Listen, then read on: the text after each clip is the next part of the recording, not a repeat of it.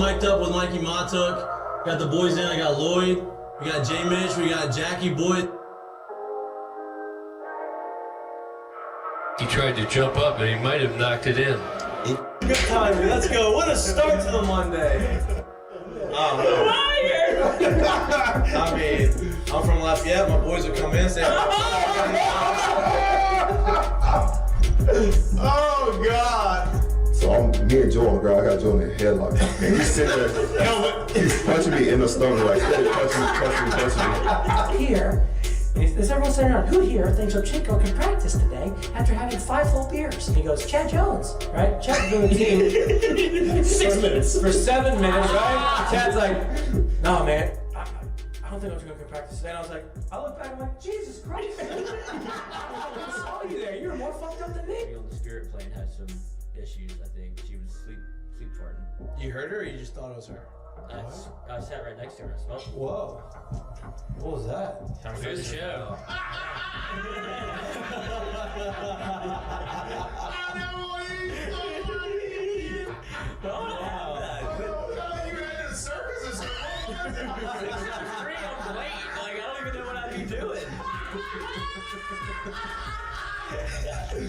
Now, when you do go to spring training, are you gonna bring your chinchilla and your turtle? My dad tell you about it? The SEC is, God, they hate fat people. I mean, I get crushed for that. You know what I mean? It's like, come on, man. Hey, just the South, bro. You got a bunch of food down here. Like they should. Players, look at Lloyd. You know what, Lloyd? You're looking for a recruiting coordinator, coach. I'm here.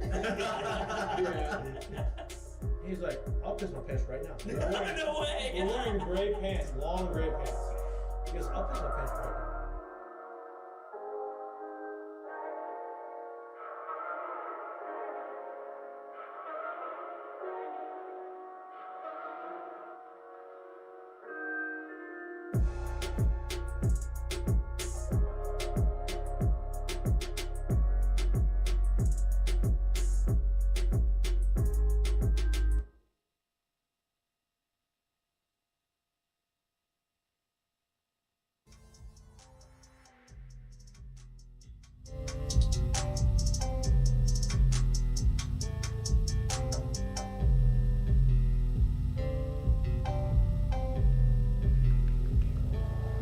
Hello, hello, hello. Welcome back to Mik'd Up. Today is Wednesday, November 8th.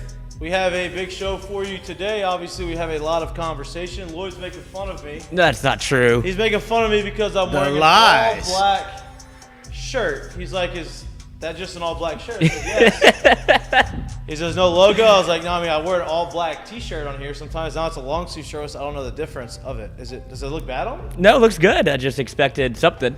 Maybe a Mik'd Up logo. I didn't know if we had new merch coming out. Well, my Mik'd Up shirts are dirty, so, I'm working on new merch. This was your subtle jab at me for not getting new merch yet.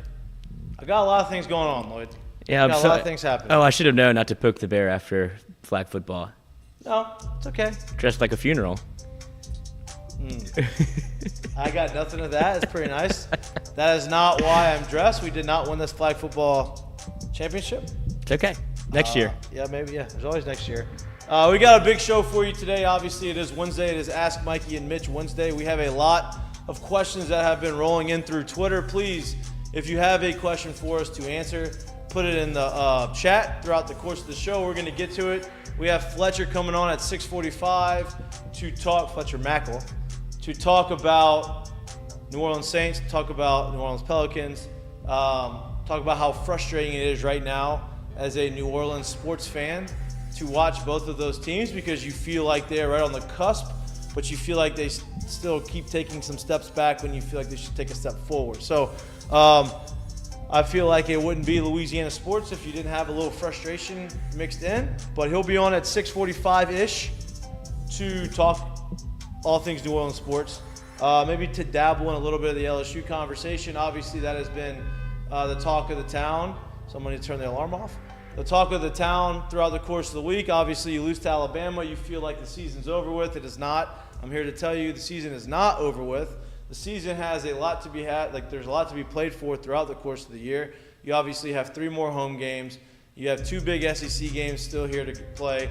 If you haven't seen LSU Gold and the clip that LSU posted of the path of Brian Kelly talking about being elite, I don't know about you, but to me, like, that is very reassuring to hear him say that, and the energy in which he said it and the manner in which he said it, because everything he said is the truth. You can't be good, you got to be great. We have to be elite. You have to want to be elite. You have to commit to being elite, and the guys who want to be elite need to be in that room, and I think that is it's a good message. And so if you haven't seen it, please go look at it, because it means a lot. Women's basketball. Not the start. The prime effect must have rubbed off on the Colorado women's basketball team, because they took it to the Tigers in Vegas. Listen, the LSU women's basketball is going to be just fine. Kim Mulkey is leading the charge there. I have no doubt. Obviously, I think this is a good teaching point for her. I think this is a good opportunity for her to bring these girls back in and say, hey, listen, we're good, and we have maybe the most talent in the country, but you still got to go out there and you got to take care of business. You got to do the things you need to do. Don't get lost in the sauce. Don't believe everything that you see. Don't really get caught up in everything outside of the court. It's all good. You can talk about it. You can do all this stuff, and you can have NIL deals. You can have all this stuff and promote it. But just know, if you don't perform on the court, all of that stuff goes away.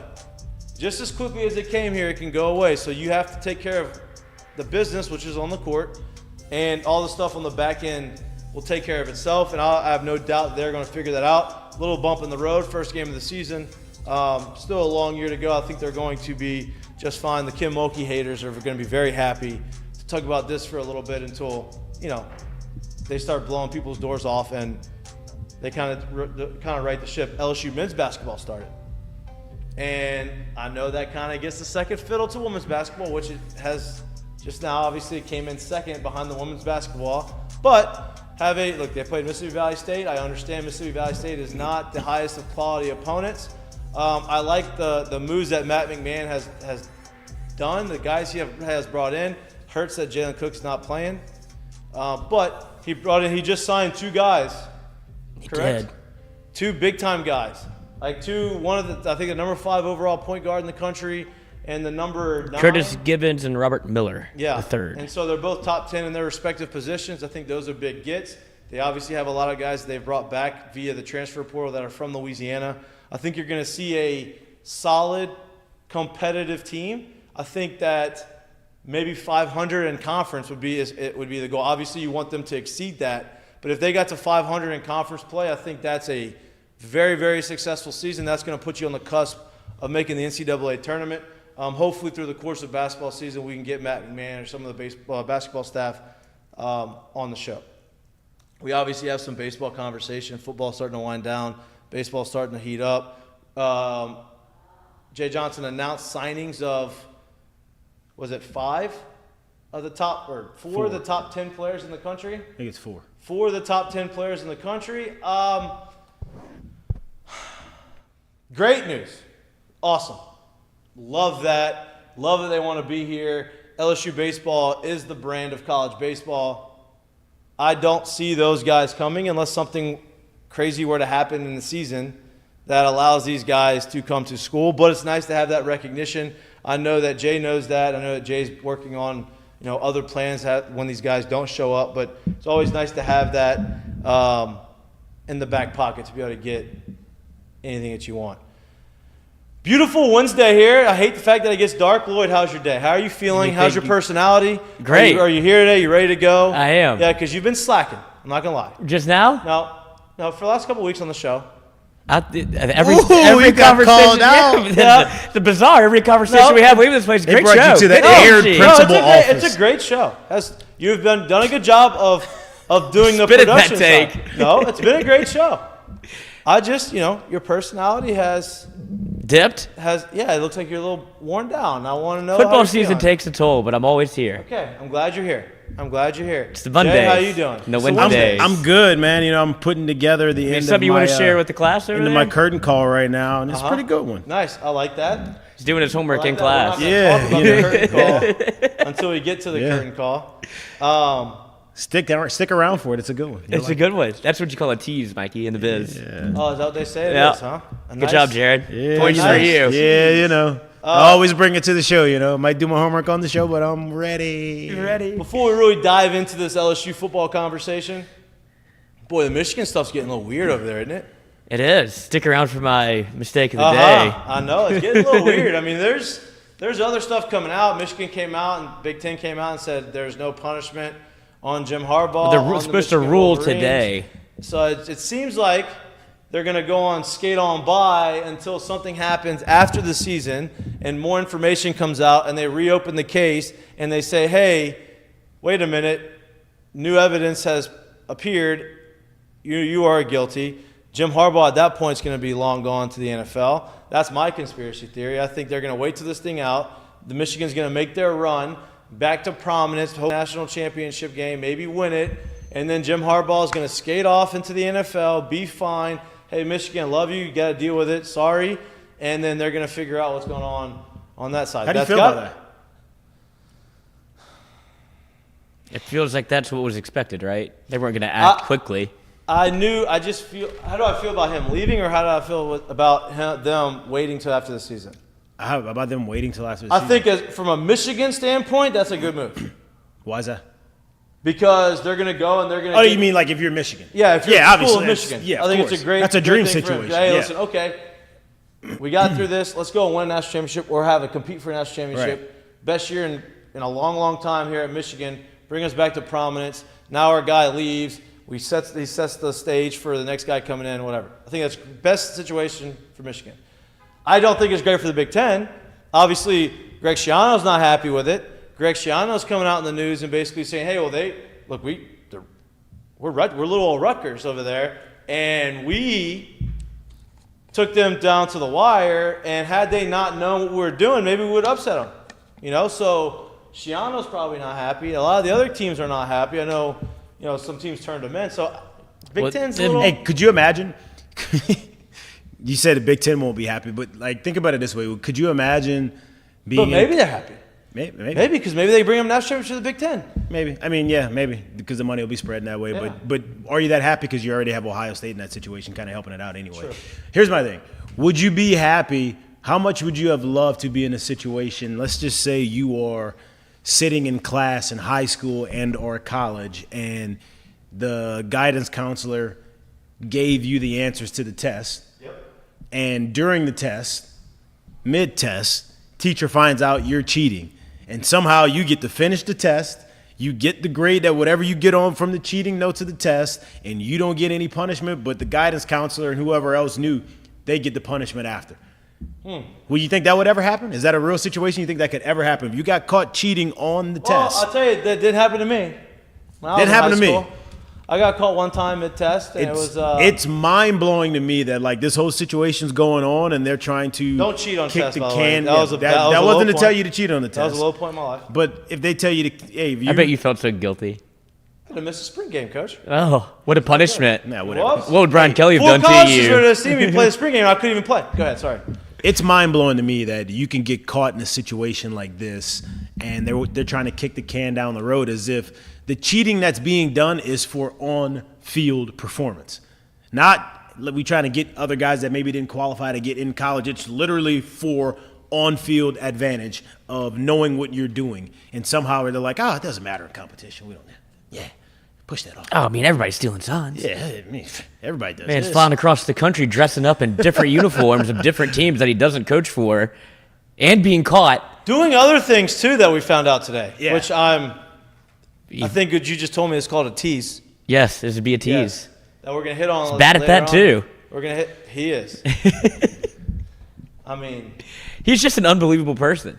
This whole thing's Hey, getting this weird. guy's work ethic is off the charts. Does he sleep? Well, He can't sleep. He's a Marine. He's just Marine. He's a Marine. He can sleep with his eyes open, I think. I think that's what they teach him how to do. How you Speaking tell him how of, to do that? could y'all do that Special Forces deal? No shot. What special force? You ever seen the show? No. I haven't seen it, but I've only seen the previews of it. I know what it's about, but it's called Special Forces. So they take like Des Bryant's in it. Oh, I've seen that. I've Exactly. seen And, yeah. They got to do these like outrageous, I'm good. scary ass things that like you would learn in training for the Special Forces, like submerged in water, up on this tightrope. Man. No shot. Nah, I'm good. am I doing that? I'm straight. I do not like heights. Do not like heights. How Tara Reid end up in here? I have a lot of celebrities and athletes. They got a That lot of celebrity things. is tough. Mike Piazza, Robert Horry ain't gonna make it, Coach. I'm looking at his face right now. Because it's tough. It's a mental toughness thing. A little bloated. That's but I could never do that. So, but look, I know who could. Connor Stallions. Danny do could. it. Danny McCray could. Danny McCray could do it. Connor Stallions was a Marine. He's going through some of that stuff. Listen, it's interesting. I can't believe Danny McCray is actually not on the show. Well, yeah. I mean, does he have a contract with like? how does that I think work? I think it goes show to show. I'm pretty Okay. sure. I don't think it's like a long-standing thing. They're coming in town this weekend. They will be here. I Yes, they heard. will. They are coming with. I can imagine that they're coming in with some fire. Yeah, they're not coming in to Yeah. kick their feet up. I think they That's could have done that exciting. at home, so we're gonna have That's a good exciting. weekend. Yeah. Are they staying at y'all's Yeah. apartment? Yeah. They'll be with us. Yeah. Nice. Yeah. That'll be fun. I'm looking forward to It'll be a seeing. good weekend. Yeah, last time I saw them, we're at the World Series together. It will be a good weekend. Yeah. Looking forward to that. And they're honoring the 2003 team. That's why they're coming. Yeah. Well, no, 2007. Oh, they're honoring the 2003 team. Yeah, I didn't Yeah. even know. Yeah, that's true. I did not know that. Just an odd game. Only game they lost that year. I was at it. I was at it too. Only points they scored was Skylar Green punt return. Then nothing. Zero burger. I feel like he did that a lot back then. Yeah. And then he scored a touchdown against Georgia. They He did that a lot too. he rolled his ankle. It was On a never the nice little same. flag route. Before the tightrope surgery. Yeah. You should probably get it now. You go back out there. Speaking of surgeries, Speaking of surgeries. Rogers is out there just flicking the pill like it's Yeah, nothing. I heard some things from my doctor friends about the situation. It's impressive what he's doing, no doubt. Like it's unprecedented, it is impressive. But the throwing of the football and how he's doing it is, it's his front foot, right? It's his left leg, right? No, it's his back leg. It's his plant leg, I think. So it's got to be his left He leg. was No, running plant this way. meaning It was like his the right backside. leg Oh, like his foot, his landing leg. So like when he's throwing because he these went to routes- take off. When he's throwing these routes, he's not stressing the Achilles, Yeah. by doing that, right? So which is good, but he is very well ahead. He's also wearing moon boots too, Yep. so like Yeah, I saw those. He's going to play again this year, no doubt. I don't And think he is. I think he is. He's going to play again this year, and what I was told, and I'm not a doctor, but he can stretch.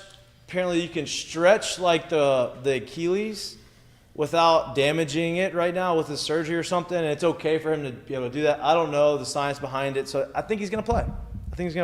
Maybe we should get a doctor on here, an orthopedic surgeon, to talk about it. Why would you come back behind that offensive line when you're not going to be 100%? He's not coming back if they're not going to make the playoffs.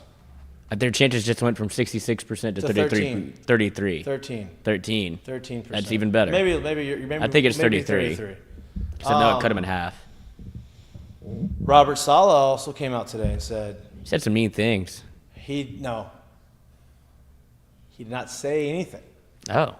He said I plead the fifth, which is saying things without saying things.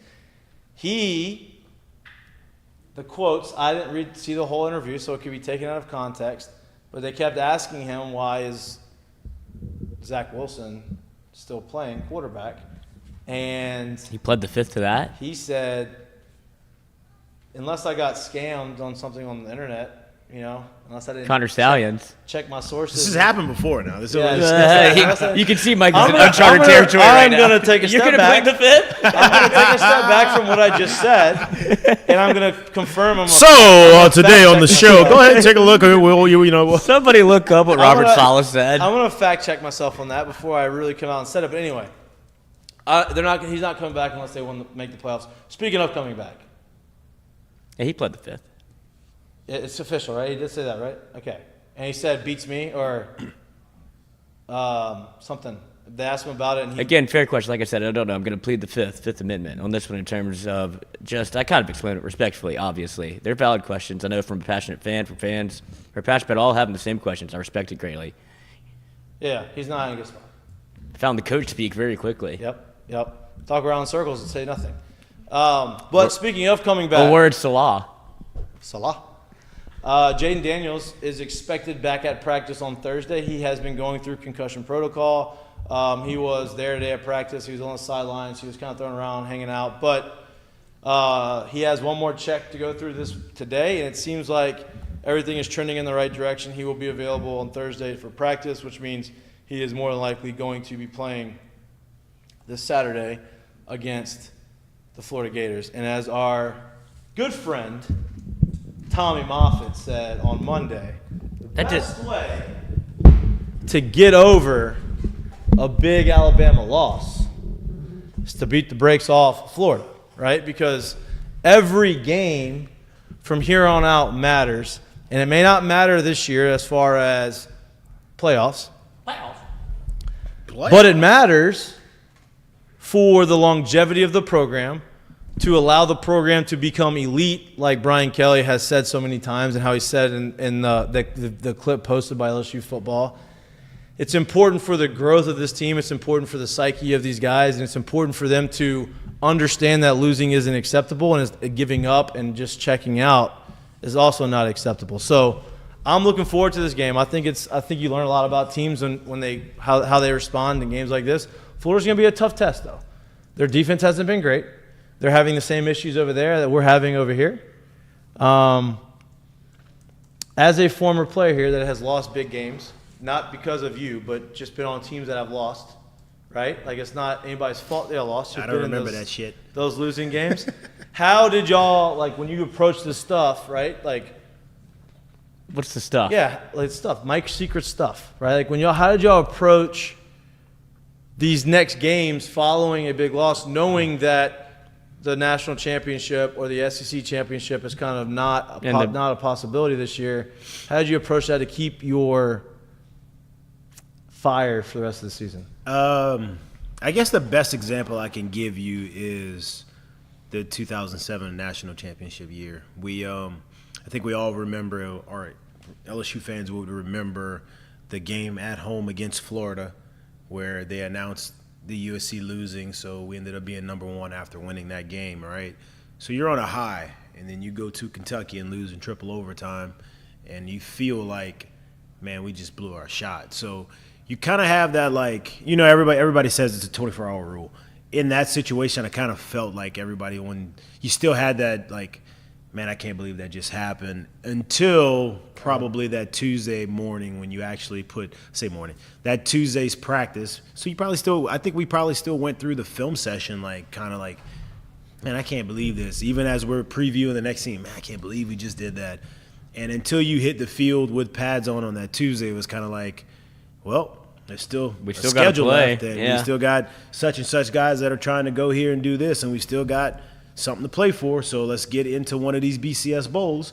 So then that's when you kind of kick it up. And then, you know, the same thing ends up happening when you play Arkansas and you lose in triple overtime. And you're sitting there like, man, I can't believe. I think basically that stench kind of stays on you for a while until it's, I'm back out on the practice field and I'm literally here to do what I've been doing all year, and I've got to find a way to keep getting better. Or what just happened, and this feeling is coming right back. Well, and I think a lot of people think or feel, especially nowadays with the way college football is with NIL and the portal and all of these types of things, is like you kind of lose that competitiveness, if you would say, right? Like when something like this happens, I think it's a lot more common than it was in the past to say, all right, we lost. I got nothing to play for. I'm going to shut it down and, worry about the drafts or do this or do that, because you are there for the money or there for, the accolades that come with it, as opposed to being there for, hey, I want to develop, I want to be with my guys, I want to do that. And I'm not saying that's not there.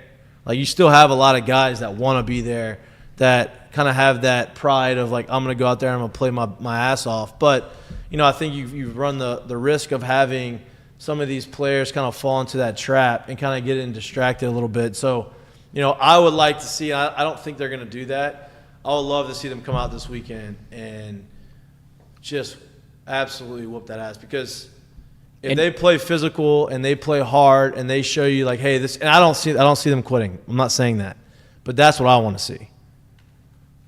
Lloyd, you're about to say something? Yes. And, well, I was just going to say, you got some good news on the Jayden Daniels front today. It felt like the presser on Monday was a little ominous as to where they didn't know. Yeah, they didn't know where Jayden Daniels stood, and it kind of set it was more in your head, I guess, if you were wondering if Jayden Daniels was going to play, that it was probably leaning more towards no than yes. And he said it's day by day. He didn't practice today. He'll get reevaluated more. I was like, okay. And I understand that's how concussions go, but it seemed worse. And it felt like it was a concussion when you watched the game and how long he stayed in the tent. And so to get some reassuring news that Jayden Daniels is back, not that I don't think Nuss is capable, I'm more so concerned with kind of keeping everybody in the same rhythm of what the offense do, because you didn't need a wrinkle. Listen, it has nothing to do with being capable or yeah. not capable, right? Like, Nussmeier's going to be a great quarterback. You have Jayden Daniels, who's having an historic type season, and you want a guy like that, especially after he gets knocked down like that and he has a concussion and he gets out of it, and Jayden Daniels could have easily said, no. Hey, look, just keep telling him I got a concussion. Like, I'm going to rest up. I'm going to get healthy, all this kind of stuff, right? But instead, he said, no, I'm ready. I'm going to play. And by him coming back out there and playing on Saturday and having a good game, to me, that kind of brings everybody else up, right? So it's not about Nuss not being able to do it, or, Nuss and Jayden, who's better, who's not as good, whatever. It has everything to do with, you, like you said, you don't want to change. Just because you had a big emotional loss, you don't want to change a lot of things that are happening, right? And not having to change your quarterback, I think, is a big thing. And not because he played bad, because he got hurt. The fact that he's coming back, I think that's a huge morale booster. And I know this isn't what probably any of the players care about, but from a fan's perspective, it would be great to see Jayden get to play, because you still keep the Heisman door open, where for sure you saw some rankings come out where he's finally getting mentioned at least in the top 3 consistently. If he had missed the Florida game, or is going to miss the Florida game, that probably waves bye-bye, just because you out of sight, out of mind. I think he also has a lot to play for. If you're speaking about like personal situations and accolades himself, he has a lot to play for in the history of just the LSU itself, right? To go out and finish out a season and continue putting up numbers that are tracking to obviously be, at worst, the second best season that we've ever seen from an LSU quarterback, I would imagine probably means something to him as well. So there's a lot to play for him in those last 3 to 4 ball games left. It would make sense for him to be out there if he can. And he just mentioned it, like, you usually don't see somebody really talk about the Heisman, but preseason he was like, this is something that I want to win. And which I respect. Me too. Because that's a goal. I mean, a lot of people kind of were like, yeah, I mean, everybody wants to win the Heisman. You're not really in contention for this thing. I don't know why you think you could win it. But it was. The odds. The odds said so, but this was like preseason in workouts. So I don't even know what the odds were out, but it was him talking himself up about wanting to put. So he obviously knew something that we didn't, as far as. Well, I mean, let's be honest. Just tell the truth. If you're a top 5 preseason club playing in the SEC and you go out and have that kind of year, and you're the quarterback of one of those teams, it's a very good chance, if you've been having a good offense, that you'll be somewhere floating around that conversation. Speaking of Heismans, some people on this list have Marvin Harrison Jr. But not Malik? That's my question. I get it. Ohio State undefeated, great. But if you're going to compare numbers, if you want to put a receiver in there, they've got to have extraordinary numbers, right? You can't just – it's not just like a quarterback having a really good season on a winning team. Like, this is a wide receiver having a really good season on an undefeated team, but not having the best season in the country. Yeah. And, like, to me, if you're going to be a wide receiver to win that award, you've got to do something that's extraordinary, and I don't feel like he's doing – I mean, he's unbelievable. He's going to be a top 5 pick in the draft. Yeah. I'm not taking anything away from it, but as far as Heisman contention and numbers, like – Malik's going to be a first-rounder. Malik's going to be a top 15, top 20 pick, and he's putting up better numbers. If you're going to put him in there, I know you can't put Jayden and Malik in the thing, but I think just don't put Marvin Harrison in it. I think that's probably where it ends at right there. And I don't know the numbers around the country enough to see who has the national championship and our college football playoff storyline behind him, who's also having a complete standout season as well. So he may be, in lines of all of those things, he may be one of the ones with the better stat lines right now. So I would imagine that's probably got something to do for him. Because if we're talking about Ohio State, I don't think their quarterback has thrown for anything crazy. So who do they have that's having a standout year that they could do this with? Right. I think he's probably having a better year than the quarterback from Michigan, or just guys with guys that are supposed to be standout numbers. And that's it. So J.J. McCarthy's on a bunch of these lists. Bo Nix on a bunch of these lists. The Ollie Gordon guy from Oklahoma State. Yeah. I think that he probably has more warranted to be on that Heisman contention than Marvin Harrison right now because of what he has done and what he means to that team. I mean, they have a chance to win the Big 12. Right. They beat Oklahoma. Like they're gonna play Texas in the Big 12 championship game, right? That's how that would shake out. Yeah. Do they have they played Texas yet in the regular season? Did they? They just beat Oklahoma. Yeah. No, Right. I don't think they have.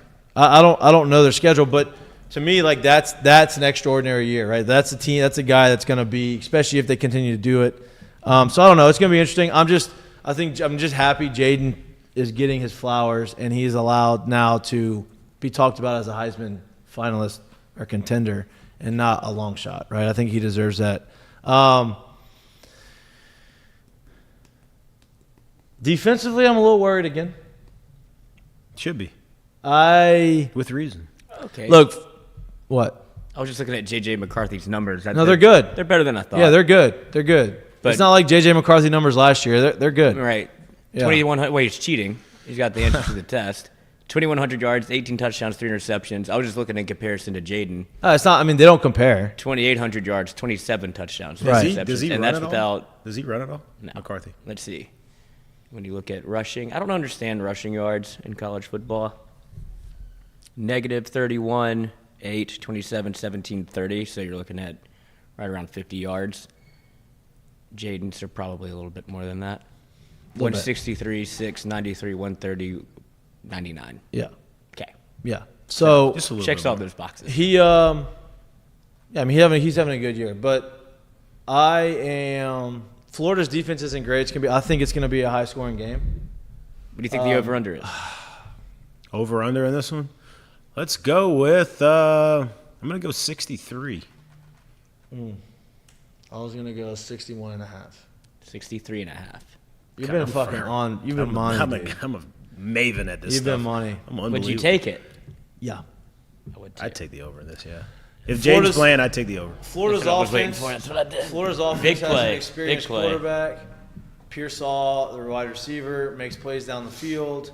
They're gonna run the football. They're gonna try to do those types of things. Defensively, they have a really good defensive end, but they've had some issues. They're having a lot of the same problems. Now their offenses haven't been as explosive the last 2 years, but their defense has been an issue, and they're known for having good defenses. Last 3 years, they have not had good defenses. Last And- 3 games, they haven't had a very good defense. Well, yeah. 39, 43, and 39. Yeah, so not great. So it's going to be, hopefully, LSU can figure out how to slow them down. You're not going to have Jalen Milroe running around like he did Graham last Mertz game. is going to run around. Graham Mertz isn't like a Jalen Milroe. Did you send Fletcher the email? I did. Okay, just making sure. So you don't have to worry about that, but I think Graham Mertz may be a more accurate thrower of the football. He's a little bit more experienced. He's a lot more experienced in college football. So I don't know, man. I think that LSU comes out with, if they come out with a lot of energy, I think they win. And I think, what's the spread? 15 and a half. Whoa. I saw it at 14. It's climbed that much already? Wow. Whoa. So I think they're expecting Jayden Daniels to play. No doubt.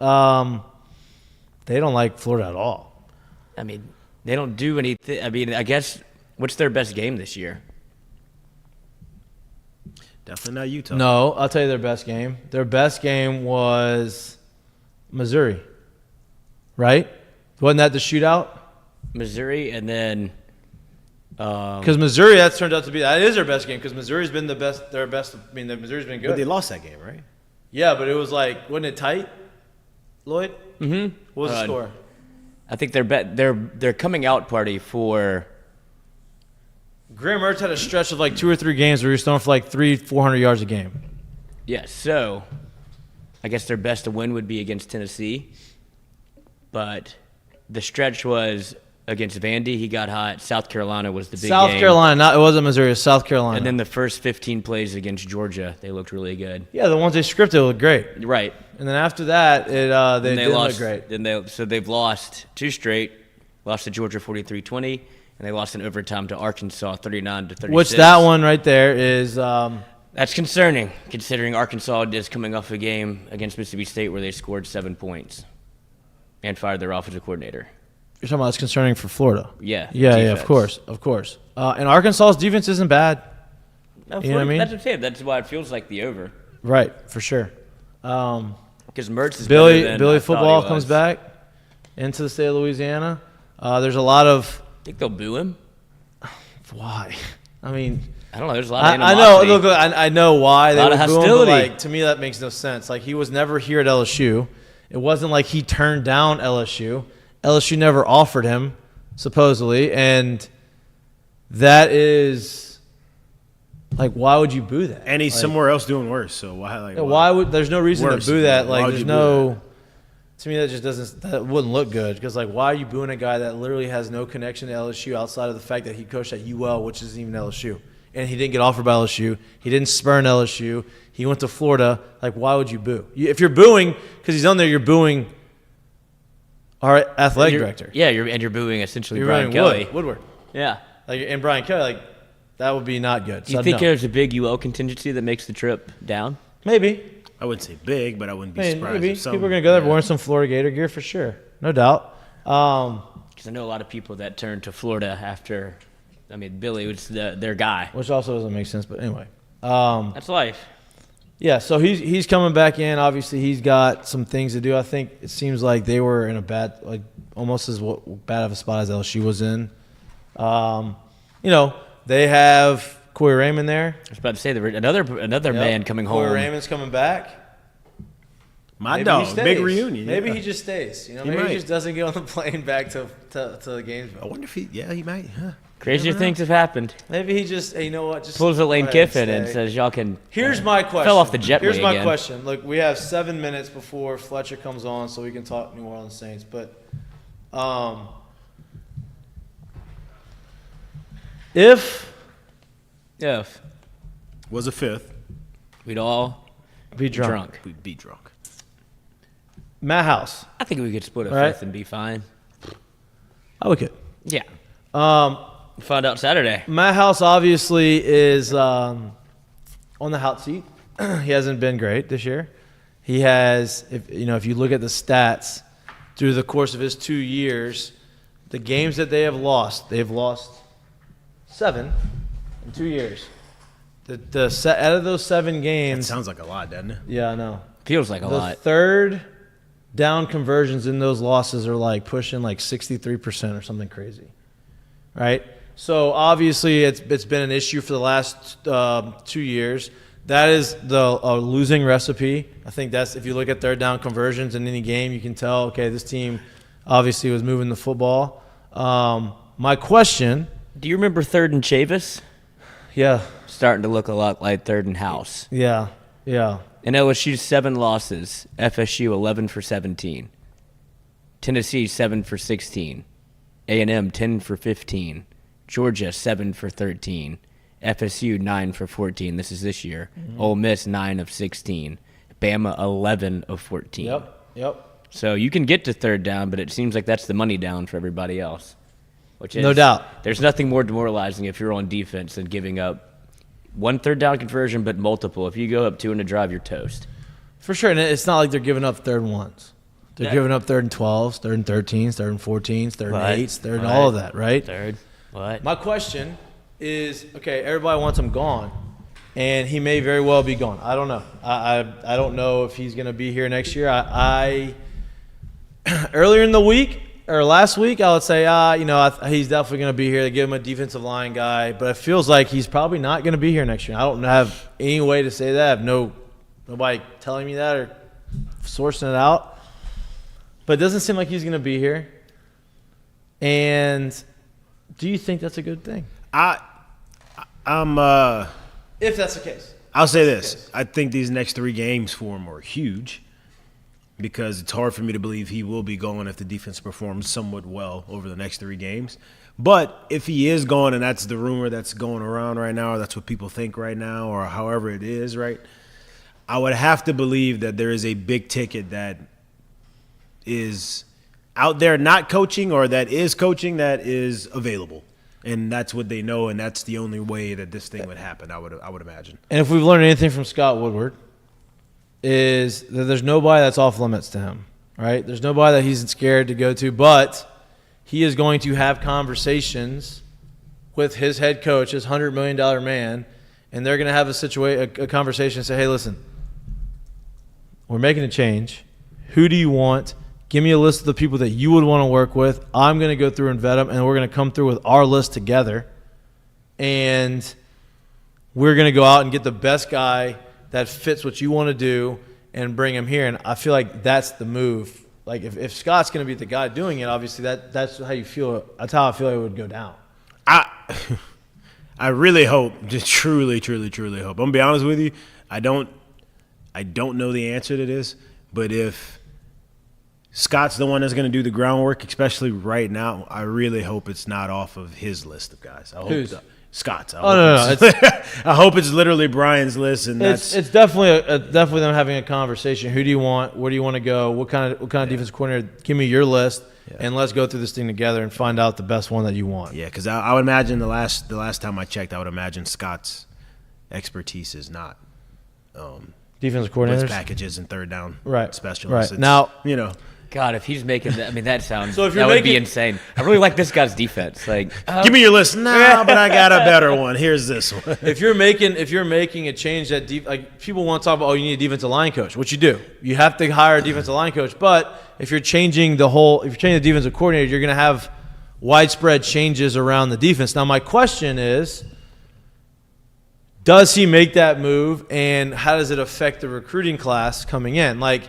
you're going to want to – is that going to make a difference in the guys that they're recruiting? And that's a question that we probably should ask our friend Shay or whoever else is real in tune with the recruiting world. Lloyd, you're more in tune with that than I am. Do you think that has an effect on the recruiting class that we have coming in if they were to make that change defensively? Well, sidebar, I think if they do make the change, I think it would have a positive effect, if anything, right? Like, if this is getting run around and this is being talked about and this is being rumored at this point – you would only hope that they're doing it to kind of get back on track some of the guys they may have lost recently and kind of get this thing really, really going back again. That would only make sense. So that would be my guess. And you would imagine that if they do make that change, they probably if they have a guy in mind, they're going to announce it the minute the season's over, right? So, like, hey, you have it, season's over with. Now you got 2 weeks to bring this guy in. This is who our defense coordinator is. Boom. You got 2 weeks before early signing day. We'll talk more about this. Obviously, Wednesday, it's Ask Mikie and Mitch Day. Continue to put your questions into the chat. We have some questions from social media. Our next guest, we had a couple weeks off from him. I know he's missed us. I've missed him. There's been a lot has changed. A lot of things have happened. I've gotten off and on and off and on the bandwagon from New Orleans 3 or 4 times in the course of 2 weeks. Obviously, the Pels started out hot. They have now started to frustrate everybody else again. But I don't have the answers, and I have questions, and the guy who's going to answer my questions is our good friend Fletcher Mackel. Fletcher, I appreciate you joining the show, as always, on this beautiful, now very dark that's quality Wednesday. I hate the fact that it gets dark early. I hate the fact that it gets darker, too. And, look, I apologize. Once again, I'm on my damn phone because you look great. You look great. Yeah, well, I'm sorry. I'm in the car here, and I love live that. at Saints camp. So I feel like one of these days I'm gonna actually wear like the earbuds with the podcast microphone and have like a real setup. I feel like this is too COVID-like. Remember everybody was doing Zooms in their car? And it's like I was the dude that like we'd have players or coaches, and it's like, come on, dude, get out of your car, go into your den or something like that. And now I am like the fool doing your show in his car. No, I love So it. I love it. I have become what I hate, so I apologize. Hey, look, next time you're in Baton Rouge and you're covering the Tigers or doing something in Baton Rouge, you're just going to have to come and do it in studio. That's how you just repay it. You just come sit here, have a whole show with us, and we'll talk whatever we want to talk about. Dude, I would love to do that. I appreciate it because you know I love that purple sofa. I know. And the only thing is here's the thing. The two people I work with here at WDSU, Sharif Ishak and Kendall Duncan, are both LSU graduates. Yeah. So a lot of times I'm like tomorrow night, Sharif's coming up. I'm like, oh, I'll go up there and cover the women when they drop the banner. And his response is usually like, F that, I'm going up there. Right. And then Kendall, you know, she was just there a few years ago. She graduated like 3 years ago. So as the non-LSU graduate, I have a feeling that getting to Baton Rouge is going to be like a fight now with those two here. Well, we'll bring the whole team. We'll just bring the whole team. We'll just have a big collab show. It'll be great. But let's get to the Saints and let's get to the Pels. Obviously, New Orleans, believe it or not, is in first place in their division. Their offense feels like it is starting to make strides and push forward. It feels like they're kind of getting on the same page communication-wise. Pete Carmichael has been calling games a lot better over the last couple games. It feels like he's gotten a little bit more creative. They've finally figured out the way to use Taysom. He's being used at a higher rate than he's been used, for the last couple years. What is the feeling in Saints camp? What is the feeling around there in New Orleans? And is this trajectory sustainable? Look, the trajectory is sustainable, but I mean, here's the thing. The division is so bad, the Saints are going to win the division. I mean, Atlanta's embarrassing, Tampa's embarrassing, Carolina's embarrassing. Don't do that. No? No, you can do it. The Saints are going to win the division. I mean, here's the thing. I've seen enough of these teams now to know that Atlanta's terrible. Atlanta has good players. I don't know what Arthur Smith is doing with some of his playmakers, but they have no quarterback. I was a Baker guy for a long time, but that's a bad team. And Carolina is Carolina may be lucky to win another game all season. So the Saints are going to win the division. And I do think they're finding some synergy. I really believe that. But I still don't think they're one of the elite teams in the NFC. The AFC is so much better, but I still don't think the Saints are on the same level as Philly or Dallas or San Francisco. But here's the thing. The Saints remind me a lot of the 49ers from 2 years ago. And I don't know how closely you all follow this, but the 49ers 2 years ago barely got into the playoffs. The Saints got knocked out on the last day. The Niners got in. But the Niners had a great defense. And Garoppolo was good, not great. And you knew they had Deebo Samuel and they had Kittle and they had some weapons. They went to Dallas and beat a Cowboys team that was 12-5. Yep. Then they went to Green Bay and beat Aaron Rodgers. And then they got to the NFC Championship game and gave the Rams all they could handle before the Rams beat them, went to the Super Bowl and won the Super Bowl. I think the Saints are going to get into the playoffs. And while I don't think they're one of the elite teams in the NFC, they could still beat anybody on any given day because they do have weapons and they do have Kamara and they do have a good defense. So that's the frustrating thing right now is I can convince myself that the Saints are going to win this division, host a playoff game, and maybe make a run. But I also see the struggles in the red zone. I mean, they're still a pretty bad red zone team. Taysom Hill has bailed them out, but they're still not a great red zone team. And while they have a ton of turnovers, I still don't know if they could go toe-to-toe with Philly or Dallas or San Francisco and win. So that's what's great about the NFL. There's a lot of parity and there's a lot of hope that you see in these teams. But I also don't want to try to sell them is, oh my God, they found their footing and this is it. Right. They're elite. They're going to win. They're going to win 9 straight games to close the season because I still don't think that's happening. So, you talk about they're going to make the playoffs and they're going to have a solid season, right? I think 10 wins is obviously still a possibility. 11 wins potentially. Do you fear risking, or do you fear that they keep doing this, right? Because with the salary cap, obviously the salary cap's fake. I get it. You can kick the can down the road. You can do all these types of things, but they're going to have to make some changes and some moves. You need to fix the offensive line a little bit. You have some guys that you drafted that you didn't really hit on or so far. Trevor Penning being one of those guys. But do you fear hey, we're going to fall into that, we're good, we could be great, Purgatory. but we stay in this middle ground, and you're getting a middle or first-round pick, and you don't get to be able to have that elite league top of the draft guy, and then you're still trying to piece it together, and you're just stuck in this middle ground for a few years? Look, that's where they are, and Right. that's probably where they're going to be for a very long time. Look, like the old saying is, when people, show you who they are, believe them. Mikie Loomis has been the general manager here for 20 years. He got elevated in 2002. He has a chance actually on Sunday to win his 200th game. He's got 199 wins as the general manager, so he's on the cusp of a milestone victory.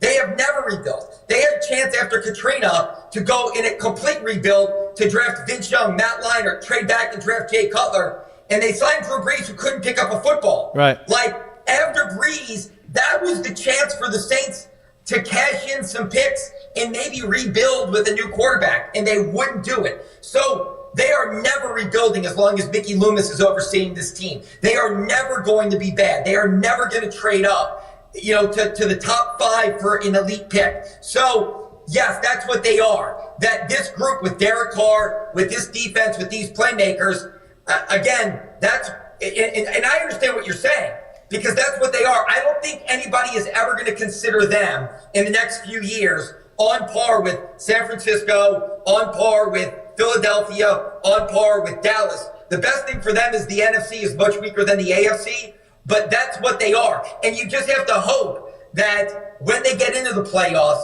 like Minnesota the last couple of years, Minnesota with Kirk Cousins has been a playoff team, I think 4 of the last 5 years or 3 of the last 4 years. But are they really an elite team? Not really. That's what the Saints are. The Saints are going to have a successful season. Trust me. Their schedule's so bad, their division's so bad. And then next year, too, they're probably going to go in as the favorites again in the NFC South. And you just have to hope that they catch lightning in a bottle in the playoffs, and they put it all together in the playoffs, and maybe they make a run to the NFC Championship game or potentially even the Super Bowl. Yeah. And it's not out of the realm of possibility, but they're never going to be looked at as that alpha chalk team in the NFC. But they're also not going into some rebuild like that. That's just something they haven't done in 20 years of Loomis leadership, and I don't see him doing it anytime soon. Well, I mean, I think they basically told you that was not going to be a thing as the day they signed Derek Carr, right? When you signed a veteran quarterback for the contract that you signed him to, you expect him to be there for a few years to actually give you a chance to win. So I do think that their route forward is to continue to try to find them a, 23rd or whatever overall pick, and he's a Justin Jefferson or something like that. But with that being said, I'm going to see if I can kind of push you a little bit further into talking the belief into what they're doing right now, but you go 3 or 4 straight games where Derek Carr is thrown for 300-plus yards. Last game you see I won't even call it a down game because he really just didn't even touch the ball as much as he did in the first 4 or 5 games back from suspension, but you see Kamara not as involved. You see them finally really start to buying in when they get inside the 20 saying, hey, Taysom's going to be on the field for these, and we're going to find a way to keep pushing this ball forward. You see them starting to find a way to actually do these things. When you see them beat a team, although not a great team, but they beat a team in a situation where they don't necessarily give the ball to the stars. I don't even think Michael Thomas had a catch in that game. Is that one thing where you're like, hey, look, oftentimes these things seem to happen, and the streak's actually going before we as outsiders realize that, hey, it's going. Can you see that that's kind of what they have going on right now? Yeah, I agree, and I understand your question perfectly. I think they have a chance to get some momentum, start a winning streak that distance them from everybody else in their division, because Minnesota's going to be tough this week. I mean, look, Minnesota was a playoff team the last few years. I think Dobbs is going to create some problems with that leaky yardage, just like Tyson Bagent did. But at the end of the day, I still think the Saints are a better team than Minnesota. They're going to go into the bye. And then coming out of the bye, I mean, they've got the Falcons, who, again, I don't think are very good. I know they've got the Lions. That's going to be really tough. But then they've got the Giants, who are awful. They've got the Bucks again. I mean, they've got some really winnable games. So, yeah, Jared, I think that whether we look at it and say they're world beaters or not, at the end of the season, if they go, it's going to be a soft 10-7 or a soft 11-6, but they're going to get to 10-7 or 11-6, and they're going to host a playoff game. And look, to me, Dallas is an enigma. If Dallas comes here, could they beat Dallas? Yeah. Sure. I mean, like if Seattle comes here, could they beat Seattle? Like, yeah, I think so. I think they could beat Seattle. Yeah. So to me, like if you look at, if Minnesota sneaks into the playoffs, could they beat Minnesota again? Sure. Like, so to me, are they going to, they're putting a string together that right now I think is going to catapult them to the division championship. And they'll go into the playoffs again, like I said, soft. But 2 years ago, I was in Atlanta. The Saints had to win, and they needed the Niners to lose. Yep. The Niners didn't lose. The Niners got in, and then the next thing you know, they're in the NFC Championship game. And so to me, that's kind of who and what the Saints are. And so, yeah. And here's the thing. But they're the team that could also host a playoff game, get Dallas, and get popped immediately. Yeah. And we'll be saying they're like kind of, the fake division champ, or they were a fake playoff team, or they weren't a formidable playoff team. Right. And that is a very real possibility as well. And so that's just kind of where they are right now. They've built themselves to the middle, where they are not an elite team, but they are not a bad enough team to bottom out and get a pick. You just have to hope that when the playoffs start, things break their way or they get hot at the right time. Right. And that's what I was going to ask you about, because there's been a lot of, conversation about what do you do with Dennis Allen at the end of the year? What do you do with Pete Carmichael at the end of the year? It felt like he had kind of dug his own grave in a sense. But now that they've gotten on the streak and kind of righted the ship, would it take you're hard-pressed to find a franchise that's fired a division coach or a division-winning coach 1 year after they won the division. So it feels like if Dennis Allen can get this thing to win a division championship and get to the playoffs, his job will be safe.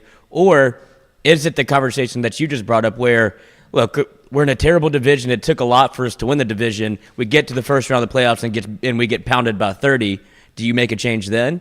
Or is he safe if he just wins a division? No, Dennis Allen's safe. I mean, Dennis Allen's safe probably, I can't express enough to people how safe Dennis Allen is. Last year, all people kept telling me when I went to dinner out in New Orleans is they got to fire DA, right? DA's got to go. He's not the guy. And it's you have no idea. They're not firing Dennis Allen after 1 year. I can't express enough, Lloyd. Very Allen is safe. There's no doubt in my mind. And here's the reason why. Is one, he's one of their own. They are a very provincial, insulated organization there. Ancestral. And he started with them in 06. He is their guy. They love him. And here's the thing though. His defense is really good. Dennis Allen is an awesome defensive coordinator. I'm not sure he's a great head coach, but his defense is really, really good. What I do think, no matter what happens this year, if I'm wrong and the Falcons make a run or something happens and they miss the playoffs, but they go 8-9 or 9-8, I don't think that's going to happen. But if that happens, or if they get into the playoffs, no matter what, I think they are changing the offensive staff. I think Pete Carmichael is out after this year. Potentially Doug Marrone is the O-line coach. Ronald Curry is the quarterback's coach. I think that's where the adjustment comes this offseason. Unless they win the Super Bowl, unless they make it all the way, then everybody's safe. But barring that happening, Dennis's defense is really good, and they like him as the head coach. Whatever people think of him, they're just not going to change him.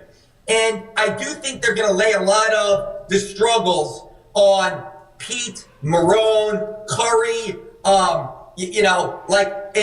kind of revamp the offensive staff. And as somebody who's been here 20 years, they've done this once before. In 2006, they went to the NFC Championship game. In 7 and 8, Drew Brees is throwing for 5,000 yards. The offense is awesome. They make a change, and they bring in Greg Williams and 5 new defensive coaches. And then in 09, they win the Super Bowl. So I think no matter what happens this year, Pete Carmichael is probably going to move into kind of a consultant role or move on to another organization, and they'll revamp the offensive side of the ball and say that's what Carr needs, that's what Kamara and this offense need, a new coordinator. But I don't see a world where Dennis Allen is replaced in any way, shape, or form. It's just not going to happen. I'm glad you brought up the defensive side of the ball. Now, without any stats to literally put out right in front of us right now, seemingly it almost feels like that defense has been a little more bend but don't break than it has been in the past couple years. Do you feel like that is maybe the league and other teams kind of figuring them out and what they're trying to do and how they do it and ways to actually combat that? Or do you think that that may have a little bit more to do with the offensive performance and how the offensive side of the ball is playing? And how do you think they'll keep going forward in that situation? Yeah, look, I'll say this. I can throw some stats at you. They lead the NFL in interceptions, and they're a top 10 unit in most of the categories, scoring, yards. And so they are pretty strong, even though their last few games have been suspect. I mean, obviously, early in the season, they're holding teams under 20, and the offense just can't get it together. Yep. Well, now the offense has gotten it together, and the defense early has struggled like they did against the Colts and the Bears. But the second half of games, they've really stepped it up and done a much better job. So, again, I think that there are moments of bend, don't break, like you said, Jared, but I just don't know if I would look at it and say, the defense certainly isn't a problem. I do think the defense has to continue playing at a top 10 level for this team to have any success. The only thing that could derail this team is if the defense starts to give up 400 yards and 27 points per game. Yeah. And the offense obviously continues to go on the roller coaster ride they've taken everybody on. But I do think right now, even though the last couple of games, I mean, look, Indianapolis came out and punched him in the face pretty quick and was up just like the Bears, 7-0, then 14-7. Both of those games, those teams had a plan, but then the Saints, to their credit, went in, and I think that says a lot. And I'm not like some Dennis Allen defender. I'm just going on the stats. Is the defense has figured it out at halftime, made adjustments, and is reeled teams in. And so I do think that that's what they'll continue to do. But I do think the defense is going to have to be the backbone of this team until the offense shows us that consistently they are capable of winning games or producing at a higher level. Fletch, before I get to the Pelicans, I have a couple questions on the Pelicans. Before I get there, we talked about the defense, and I want to mention one guy because I think we saw it last year, and I think we've seen him take that next step to being elite, and I think you can potentially call him an elite cornerback now, and that's Paulson Adebo, right? Because what he has done, what he did last game, what does he have? 2 interceptions, a forced fumble, and a fumble recovery, 2 pass breakups. It feels like he has taken that next step. Plus, you have Alontae Taylor who's been playing really well too. It feels like the secondary has started the season out as a strength, and it's even gotten better and better and better, and Paulson Adebo is a big reason for that.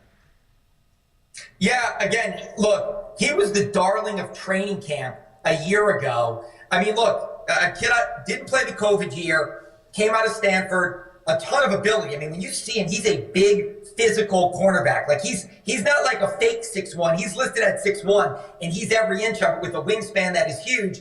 And I thought that he may take this leap last year because he was the darling of training camp 2022. And then he just never did. And he struggled a lot last year. But this year, even though early in the season he was good, not great, he is on a hot streak right now and playing some elite football right now.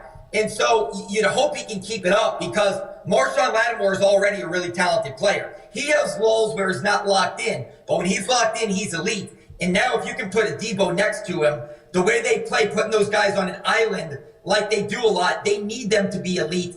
And, I mean, look, the secondary has been really solid this year. Tyrann Mathieu, even though we don't call his name all the time with the interceptions, he's in the right position. And last year, he always wasn't early in the season. Yeah. And Marcus May, his second year in the system, I think he is having a really solid year now that he's back from injury and healthy.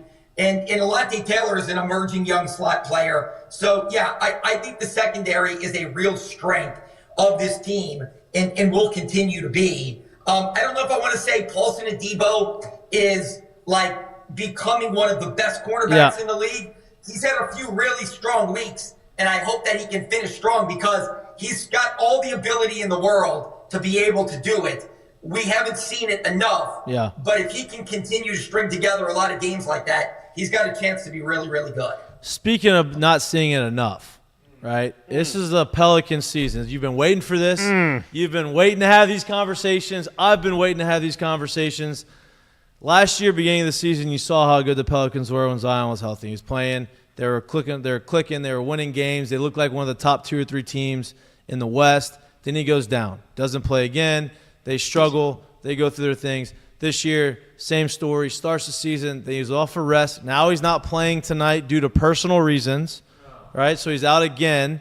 You also are missing why am I drawing a blank? CJ McCollum with the collapsed lung, right? So, like, you're missing some of these key pieces. What does it look like for the Pelicans? What does it look like for the future of the Pelicans? And is it okay for me to get my hopes up for playoff basketball in the blender in New Orleans? So here's the thing. New Orleans sports right now are kind of a frustrating roller coaster ride. It's frustrating at times. I mean, like, the Saints to me are a more talented team than 5-4, but yet that's what they are. And they have frustrated the hell out of a fan base in Louisiana. The Pelicans have a lot of talent, and yet they've had some bad blowout losses against Denver, the defending champs, the Warriors, who are one of the most elite teams in recent NBA history. And yeah, they're a frustrating group. And just so you know, Zion's personal reason is the birth of his child. Yeah, so right. Of all the things he's dealt with, this is the one that I'm okay with. Yeah. You know, like, he can miss obviously for this one, and we all understand. Of course. So here's the thing: they have talent. Make no mistake that when Zion's healthy, he's not just an all-star candidate. He's MVP type candidate because of how easy it is for him to get to the rim and to score in the paint. CJ McCollum knows who and what he is. Brandon Ingram is a little bit of a wild card right now, but they have high-end role players in Larry Nance and Jose Alvarado and Trey Murphy when he comes back. Jordan Hawkins looks really good as a rookie player shooting the ball. Jayden Daniels is a really elite defender. Again, like the Saints, I could talk myself into them getting up to second or third in the Western Conference. But I could also see them slumping and being a play-in team again as well. Yeah. The one thing that concerns me right now is this. They brought in an assistant coach, associate head coach James Borrego, who's the former head coach of the Charlotte Hornets. The offense that they have implemented, you can see it. More three-pointers, more spacing. Let Zion operate. They've got a guy named Matt Ryan who they signed as a two-way player who's a solid shooter. Jordan Hawkins, CJ is shooting more threes. When they operate that offense, it looks good. Brandon Ingram does not seem to want to operate that offense, and that is a problem right now. Brandon Ingram is averaging the fewest threes of his career. He's not getting to the rim. He's basically dribbling the air out of the ball and taking mid-range shots. He thinks he's Kobe Bryant like 20 years ago. But the problem is he's not Kobe Bryant 20 years ago. And so when the offense comes in, when Ingram comes in, the offense looks nothing like when he's off the floor. Believe it or not, their best minutes are when Zion is on the floor without Brandon Ingram, and you see it flowing. Zion's either getting to the rim or he's kicking it to shooters, and it's actually pretty good basketball. When Ingram is in, everybody kind of doesn't know what to do, and Ingram is dribbling the ball, again, looking for his mid-range shots. So to me, that's something to pay attention to, because I don't think Brandon Ingram is committed or bought in to what they're doing, and that's concerning. But I do think they have enough talent to stick around and be a top 16 clear of the play-in this year. But so far, like the Saints, the Pelicans are frustrating as well early in the season. So, I mean, it's great you bring up the Ingram point, because being ticketed to be basically the second best player on that team, what do you think the potential is of being able to reel him back into understanding and playing within the framework of that offense, and him actually being able to be successful and kind of taking off and being able to kind of gel the way that this thing should and staying healthy and doing so? So, Jared, my confidence level is low, and here's the reason why. I love like the trades, like the NBA. Like in football, we all know there's salary cap, and guys are salary cap cuts, and teams. You mentioned the salary cap; they have to make moves. In basketball, the salaries are insanely. We all play baseball; they're guaranteed too. baseball and basketball money is like insane to me. And so, but in basketball, the contracts are fully guaranteed, so it's a trade league. I've already thrown out 2 weeks into the season these like, hey, maybe the Pelicans can move off of Ingram and get player X, Y, or Z.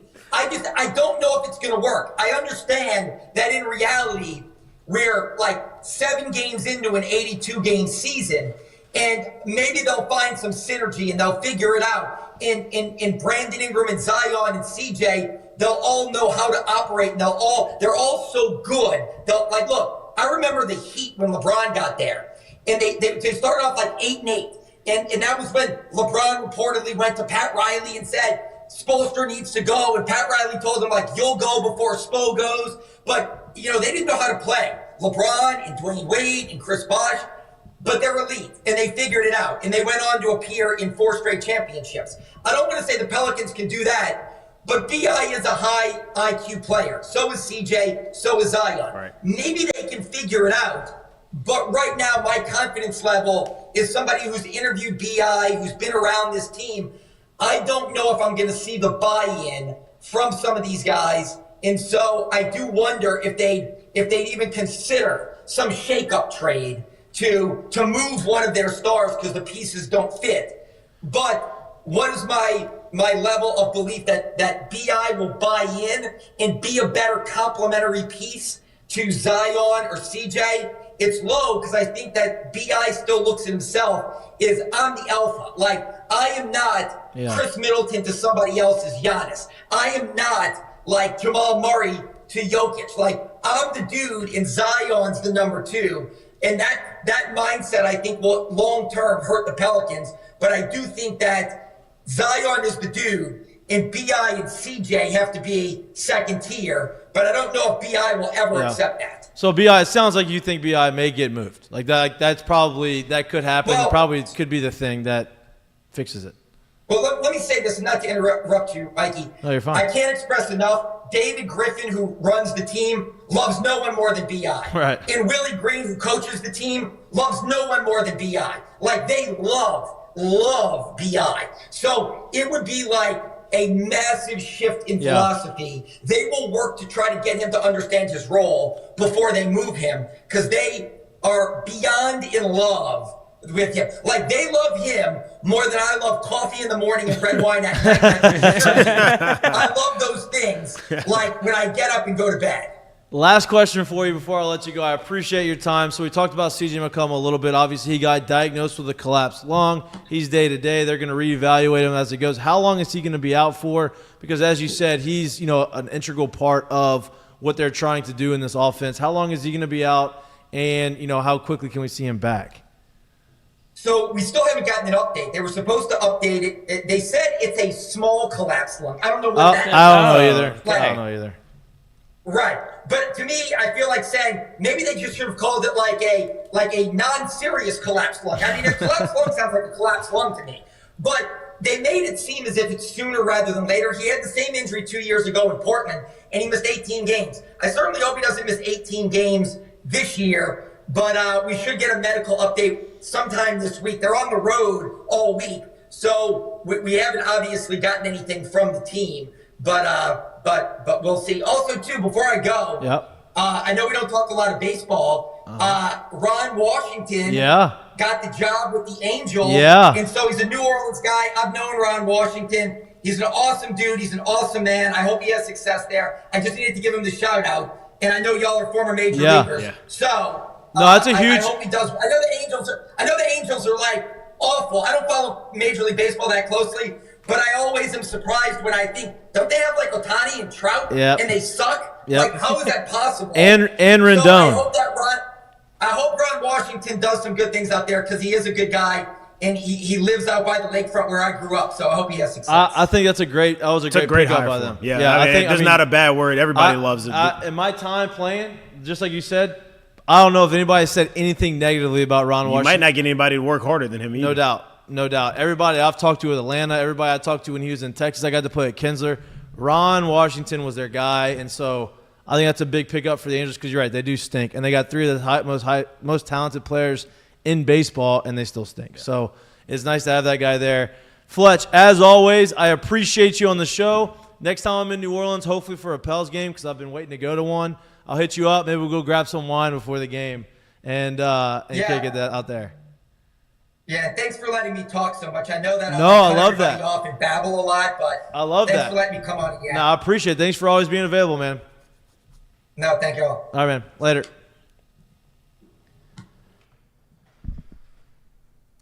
I do want to go to a Pels game. Yeah. I do love a good basketball game. Yeah, it's getting getting close to December. Feet on the Kinda hardwood. getting the- though. yeah, Feet on the wood. That's the though. best way to do it. Yeah, That's no the best way doubt. to do No it. doubt. Don't get to do often, but I want to do it. Fletch is very passionate about basketball, which I love. I think it's great. You would be insane to think that they would trade BI. No, they're not going to trade. It was just, Yeah, no, I'm just thinking now, like I'm playing the scenario in my head where you'd be trading essentially your best player, second best player. Well, if your most reliable player. Yeah, over the like last, second best player, but definitely Most most reliable. reliable. Yeah, if you tried to- if that's the mindset he has too, it would make sense in a sense in the thought process. Like, hey, I'm really good, and I'm pretty much always available. Like, what you mean I'm not the best player on the team? Well, here's the deal. You have the ability. You've seen teams like that. I mean, he brought up the Heat. Obviously, that's the best example. I mean, that's like what you would hope to get to, obviously. But there's been a lot of teams that have had these situations where they've had all these players and they get used to playing without each other, and then they get to play and they have to figure it out how to mesh together. So I'm not losing hope on that, but Do you think? Well, Pelicans are in Minnesota. Zion's missing. Their next game is in Houston. Who I know he has a good time out there. So I wonder when that baby's coming. well, yeah, I gotta get down there now. yeah. No, that's not why he's down there. He's down for a baby. Is that where he has a good time, or is that where he's trying to stay away from the mouth of the South right now? She's in Dallas. Mouth of the South no more mouth. No more. She ran out of characters. Well, that died out. Yeah. Just let her talk herself, and she'll that figure it out eventually. I guess this isn't working. This thing called 50 Minutes of Fame. I mean, yeah. Yeah, I guess. Once basketball starts, nobody cares. Off season though, she was a star. Off season, listen, she did what she needs to do. Some more clout. Now it goes away. That's how it works. I'm glad it's happened. I'm glad it's going away. Congratulations to Zion for his kid. What do you think he names it? I mean, really? I don't know. Does it? I have no idea. I always appreciate Fletch coming on the show. Our interviews are brought to you by our friends at Heineken. Heineken Silver is one of our OG sponsors. 95 calories, 4% alcohol. They have been with us since day one. It is football season. It's great year round. Not just tailgating for football season, tailgating for baseball season.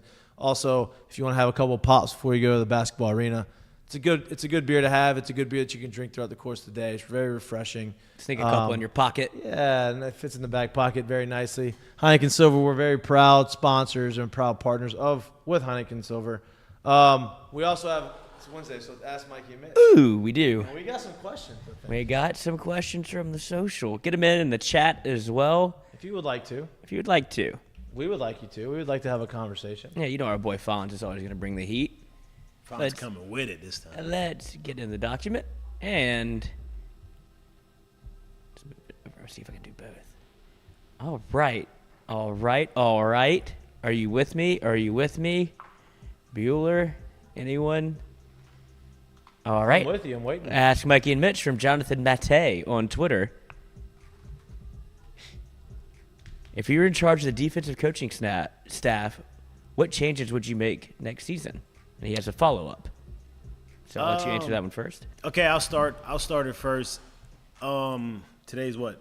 November 8th. On November 8th, as of right now, there wouldn't be a change that I would make outside of the simple fact that I really never thought Corey Raymond should have been gone. I thought that was a key piece that you should have kept here. But that would be the only one I would make.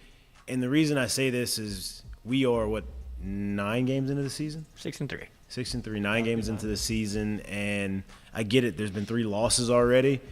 But I do think too often we want to sometimes make these decisions after a bad game, after another, you know what I mean? It'd be one thing, emotional. It'd be one thing if it was a month straight of no no adjustments being made, and it was just game after game after game, and you giving up 40 plus. Well, all right. No, I said a month straight. I didn't say 3 times over the course of 9. I said a month straight, okay? So with that being said, right now, I wouldn't make any because, let's be honest. Let's all tell the truth here. How easy would it be to move? How easy would it be to move if you go and play Florida this week, and you go and play the next week after that, and you play in A&M the next week after that, and you average giving up, 18 points a game? Are you still really saying, hey, he's the problem, we need to move the coordinator? So you're talking about specifically the defensive coordinator. Right. Right. That's what I said. The only one I think I would have moved is the one that I think should have never been gone, because I know what he actually brought to that room and to that defense before. But other than that, I'm good. I agree. Look, today, if you don't want today, if you do not want to get rid of Matt House, I understand it. I know people are calling for his head. I know they want him gone. They want him fired. I think that if you don't fire him, right, I do believe that the secondary needs to be fixed. So that's Corey Raymond obviously shouldn't have been here. Change that. Should have been here. I mean, he should be. He shouldn't have been left. He should be here. He shouldn't have been let go. Right. And maybe Brian Kelly, we've talked about earlier in the year, maybe Brian Kelly says, hey, sorry. My bad. My bad. Dinner's on me. Look, I was told to do something. I did it. My bad. Yeah. Come back, please. Here's an extra. Yeah, whatever. And maybe that happens. I think that needs to be a move. And I think, wow, that was awful by you. I also think that you got to hire a very, very, very good defensive line coach. Yeah. I think that to me needs to be had. So and I'll say this too, like while we're touching on the secondary thing, it's easy to forget, like when we sit here and we think about a quarterback and how much the second string quarterback does not get work in practice, especially with the ones and understanding the game and the flow and the speed of things. Hey, they were down 4 defensive backs playing Alabama at Alabama last week. Like, let's really think about that. They had to replace them with dudes that were literally not getting these reps for how long now? Not really getting a chance to have these games played. 3 months. I'm not sure I expected so much more out of that part of the ball. Right. And so, like, that's kind of the thought process that it's easy to forget about and people don't really think about, because you make an emotional decision when you see, hey, we just gave up such and such. What's going on here? Right. So that's kind of my thought process on that. Yep. Yeah, I think they make a move at D-line, I would imagine, just because of the way that whole situation played out. You have to. It's a totally just necessary evil. And then I think Jay mentioned spot on. It depends how this year finishes out. You want to give House the benefit of the doubt because of what he did last year, but this year at some point it can be so bad. And I think the recruiting aspect of this, some dominoes have to fall in his favor in terms of who else they get on staff. Right. For sure, because here's the deal. You cannot, and we've talked about this a lot, you cannot continue to gamble on the portal. You just can't. Yeah. And it's trending that direction. Right, because you're never going to be able to develop the secondary that you need, right? The secondary has been what you've hit in the portal the hardest the last 2 years. You're not going to be able to develop the secondary the way that you want to develop the secondary if you continue to go into the portal. There's a reason why some of these high-level, talented guys are transferring from some of these bigger schools to other bigger schools, right? If you are a starter at a top-tier school, you're probably not transferring to another school unless there's something going on, right? So you're saying, oh, we're going to get this guy from Georgia or Ohio State or A&M or whatever. Yeah, that's great. They're talented for sure, but there's a reason why they weren't playing there. Now, you have to go and develop some of these guys that come from smaller schools that end up being diamond in the roughs, which you were great last year. And this year, you kind of were trying to do that, and some of them got hurt, and some of them didn't play, or some of them been out for disciplinary reasons. That's a gamble. That's hard to do. The way you sustain this and the way that you grow to build your team is by recruiting and developing that position group. And I think that part of that reason is you don't feel confident in the guy you have developing that group. And I'll piggyback on that as well. Let's just say you do. We're talking about being able to build a defense, right? And you want to be able to build it through recruiting and not through the portal. Mm-hmm. Well, you bounce house this year. Now those freshmen that got a chance to learn in this, they're going to have to relearn another one. So you're asking the year, which I think year 3 is going to be a pivotal year for them, right? It's going to be a very important year for this coaching staff. You're asking in year 3 to basically have those kids learn another new system, or you're expecting them to perform at top level? I don't, if that's Right. the case. You know what I mean? So, like, I think you got to understand those things as well. It's not as easy as Just replace him and it's all better. No doubt. exactly. Like No the doubt. only Not through 9. The next 3 are really important for him. Yeah. Next 4 are And really important for him. I mean, you saw it happen when they replaced Craig with Brad Davis. Like, even that took a second for it to take hold. And the offensive lineman, like, said as much, like, everything we learned, Terminology, the he's way they like, coaches them. we have to start over. Yep. And it's week 3. Yep. And so that's not the best. But obviously, the hire turned out to be a good one because now your offensive line is one of the best in the country. Yeah. Second part of this man's question, Jonathan Mate on Twitter. How does the defense go against the number one offense in the country every day in practice and not improve? Because they're probably getting cooked every day. And sounds this like- offense is just that good. Jonathan, hey, I'm with you, brother. It was tough hard. loss. Tough loss, but I think we got to move past that loss and, move on to the next one. I think that's kind of where we're at. You got to remember, the Alabama team's pretty good too. Yeah. They've done some pretty good things this year too. That the quarterback's pretty talented. They got some pretty talented receivers. And they got some pretty talented offensive players too. And look, they have improved. Yeah. They haven't been great. Once again, they were missing 4 Yeah, and they starting have defensive improved. backs last game. So they're not great by any means. But I think that there has been some improvement. Now I'm not saying that they've been great or good or even average. They've been very below average, but they were worse against Ole Miss. And so, how do you go against number one offense? Is because number one offense is probably cooking you in practice, and you're just not making stops. You just can't do it, and so that's why. Yeah, it would be a worse scenario if this offense wasn't any good, and then the defense was also bad. It's like, oh God, we didn't learn anything. Yeah. Right. So, I mean, at least that's a valid excuse. Like, hey, man, that's like what a coaching staff would probably think. Like, damn, this offense is pretty good. Maybe that did hold out some hope there. Yeah. All right, next one up from Donovan Rillion on Twitter. He asks, how many of the baseball signees make it to campus?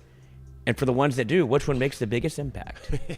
That's the That's big a hard question. one. That's the drum roll question, and I wish I could really answer that for you right now, but we're way too far out for where those guys are slated in that, I guess, recruiting class, signing class, or whatever right now to kind of figure out how many of them will make it to campus. I'll tell you this: if they go out and play well their senior year of high school and don't flop the little bit of summer they get before the draft, I don't think a single one of them makes it here to campus. Well, not the whole class, but no, like no, the those top. four. Yeah, those four guys. But yeah. I think he's. Right. I think he's. I'm interpreting that as those guys that. Kinda, Okay, so not the whole class? Yeah. I'm Okay. interpreting that as those guys that were kind of named today and stuff like that. Yeah. I think of those guys, I don't think a single one of them makes it here, and that's obviously no slight on LSU and or Jay. That's every bit of a tribute to their talent and their ability. So often when you have guys that are that highly sought after, it takes something to go quote unquote wrong for them to be at a college. And I think that's what you're kind of sitting at and hoping that you're not hoping that something goes wrong for the kid, but you're hoping that he either values this college experience to a level that he outprices himself or something happens, because that's really the guys you have to go and recruit. Because guess what? If you don't, Florida is. Yeah. South Carolina is. And if they land them and you don't, then you look like that. You sitting there with the egg on your face. So, to your point, the top 4 or 5 guys they have, like, more than likely not going to come, right? I mean, you have the number 2 overall prospect in the 2024 draft in Connor Griffin, right? He's an outfielder, probably going to play 6'4", 195 pounds, center fielder, big. He looked the lanky, part a tall. year ago. Yeah, He was a no sophomore. doubt. Yeah. Right? You have another outfielder from California who is the number 5 overall prospect in the 2024 draft. Like, those guys, when you're number 2, 5 overall, you're going to be drafted in the top 15 picks unless you get hurt or something happens. So, like, those guys out, right? Then you got a catcher who is number 38th overall in the Major League Baseball draft as a catcher, which is a very expensive position. Like, they invest a lot of money into that position. I'd imagine he probably doesn't show up. He would be a great addition, right? But he's probably not going to show up. And then you have the top player in Louisiana who's Landon Victorian, who's the 58th overall player in the draft. I think out of all of those guys, like, he may not go, but being 58th overall puts you in a position where I can see him leaving. But it also puts him in a position where maybe he sneaks into the fourth round, fourth round, and comes back. So you just never know. But the other guys they have in the class, I think, are really good. Well, yeah. That, I just meant though, right. I'll touch on those 4 again. See, we also got to remember we're talking about kids that have not reached 18 or 19 years old yet. We don't know what kind of growth and/or what kind of maturity is going to happen over this span. Like I've heard of this Landon Victorian kid a good bit. He's a tall, long arm, hard throwing guy. What if over the next year and a half he develops a slider? That 58 coach, that's going to bump up to 26. Right. Maybe even higher. Right. And he ain't here. So like these things happen over the span of 18 months for these kids, and you just don't know. And that's why I think something has to quote unquote go wrong, for lack of a better word, go wrong for those 4 to actually be here. And the Bregman scenario. Yeah. there you go. Yeah. Because a lot of people are. Well, Bregman, I say go wrong. Cruz. This is what I said. For lack of a better word, wrong. Yeah. Because a lot of people are pointing toward the Dylan Cruz situation. Be like, oh, like LSU fans are getting them hopes up for getting these types of players. You just got the highest ranked kid on campus ever. Yeah. He was the 42nd overall prospect, not the second. Yeah. Right. Like that usually doesn't happen, so don't be surprised. Well, and Dylan Cruz was a special case. It was COVID, 5-round draft, limited amount of money they're going to spend in the draft. Every team was trying to literally deprice everybody. Yeah, and he had a summer where, look, when you're one of those elite prospects, they're going to scrutinize you as much as they can over the summer. And if you don't have a summer that they like, they're going to kind of try to devalue you because they're trying to not pay you as much money. And so that was part of the reason. Exactly. There's a lot of reasons of why it happened. Obviously, the draft and COVID being a big one. And so it was the great thing him. And look, it was the best thing Dylan could have done. I mean, almost doubled the money he was asking for coming out of high school. So that's why that happened. Yes, that is why that happened. Is the 2024 LSU baseball team poised for another big season, or should we be a little worried? I think they're poised as much as you want to be poised. As you can expect them to be. Yeah, it's going to look different this year. There's some guys on the offensive side that's going to need to step up and kind of announce themselves and do different things. But it's so weird to be saying this, but as an entire staff, I think it's going to be an uptick, and I think you're going to be really impressed with what you see. So I do think they have every opportunity to do what they've done, what they did last year as in terms of wins and losses, if you will. I agree. I don't think that you need to be worried at all. I think the team's going to be really good. The schedule is obviously going to be challenging like it was last year, but the pitching staff is as deep as you've ever seen at LSU. Yeah. Top to bottom, talent-wise. Guys that come back that are very experienced. You have experience on the mound, plus you have young talent on the mound. It's going to be really deep, and I think the offense is going to be good. I think they're going to be really good, actually. I think it's going to take them a little time. It's going to look different.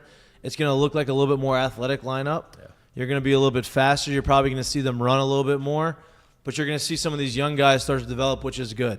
You need that. You got to have these guys play and continue to grow and continue to be the players you want to be, and I think you're going to see that, and it may start off as far as offensively like – some clunky a little bit maybe. Like they start off hot and then they go through a lull and they'll figure it out. They're just going to have some time because they're going to need some at-bats, but the pitching staff's going to be elite and it's going to keep you in every game that you play. Yeah. I actually think, too, offensively, I don't really think they're going to start that slow. And the reason why I say that, too, I don't think that they'll be as complete as they were last year offensively, but when you return Tommy White once he's healthy, and you can back him up and protect him with a Hayden Travinski or something like that. Like the top of the lineup, I think, is going to start out the year and play pretty damn well. It is once they hit their little low, whenever that is, how quickly can they get out of that? That is still kind of the unseen thing with a lot of the lineup that's going to be there. So I don't really think that they're going to start that slow, but I do think the pitching side of this team is where it's where their strength is right now. To dovetail off of that, from Justin the Guy on Twitter, what's your way too early prediction for this weekend, for the weekend rotation in the spring? We can do this one together. You just go take the Friday guy because we kind of we're on the same. Thatcher, I think it's Friday. Yeah. I'm going to go with Gage on Saturday.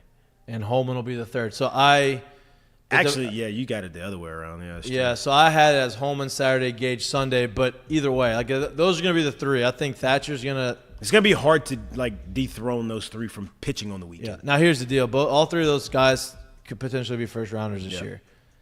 The midweek starter can also be a first rounder, right? Like they say that, and I know this name. Nobody wants to hear this name, but they say Christian Little has turning a new leaf. Looked really, really, really good. Now the talent's always been there. They say he looks really good. They say he's been throwing really well. So you're going to have 4 or 5 guys that you can fit into that weekend rotation. I think that's those 3 names that we said, though, I think are going to start. I think Gage's jump has been the most impressive right now so far in the fall. Yeah.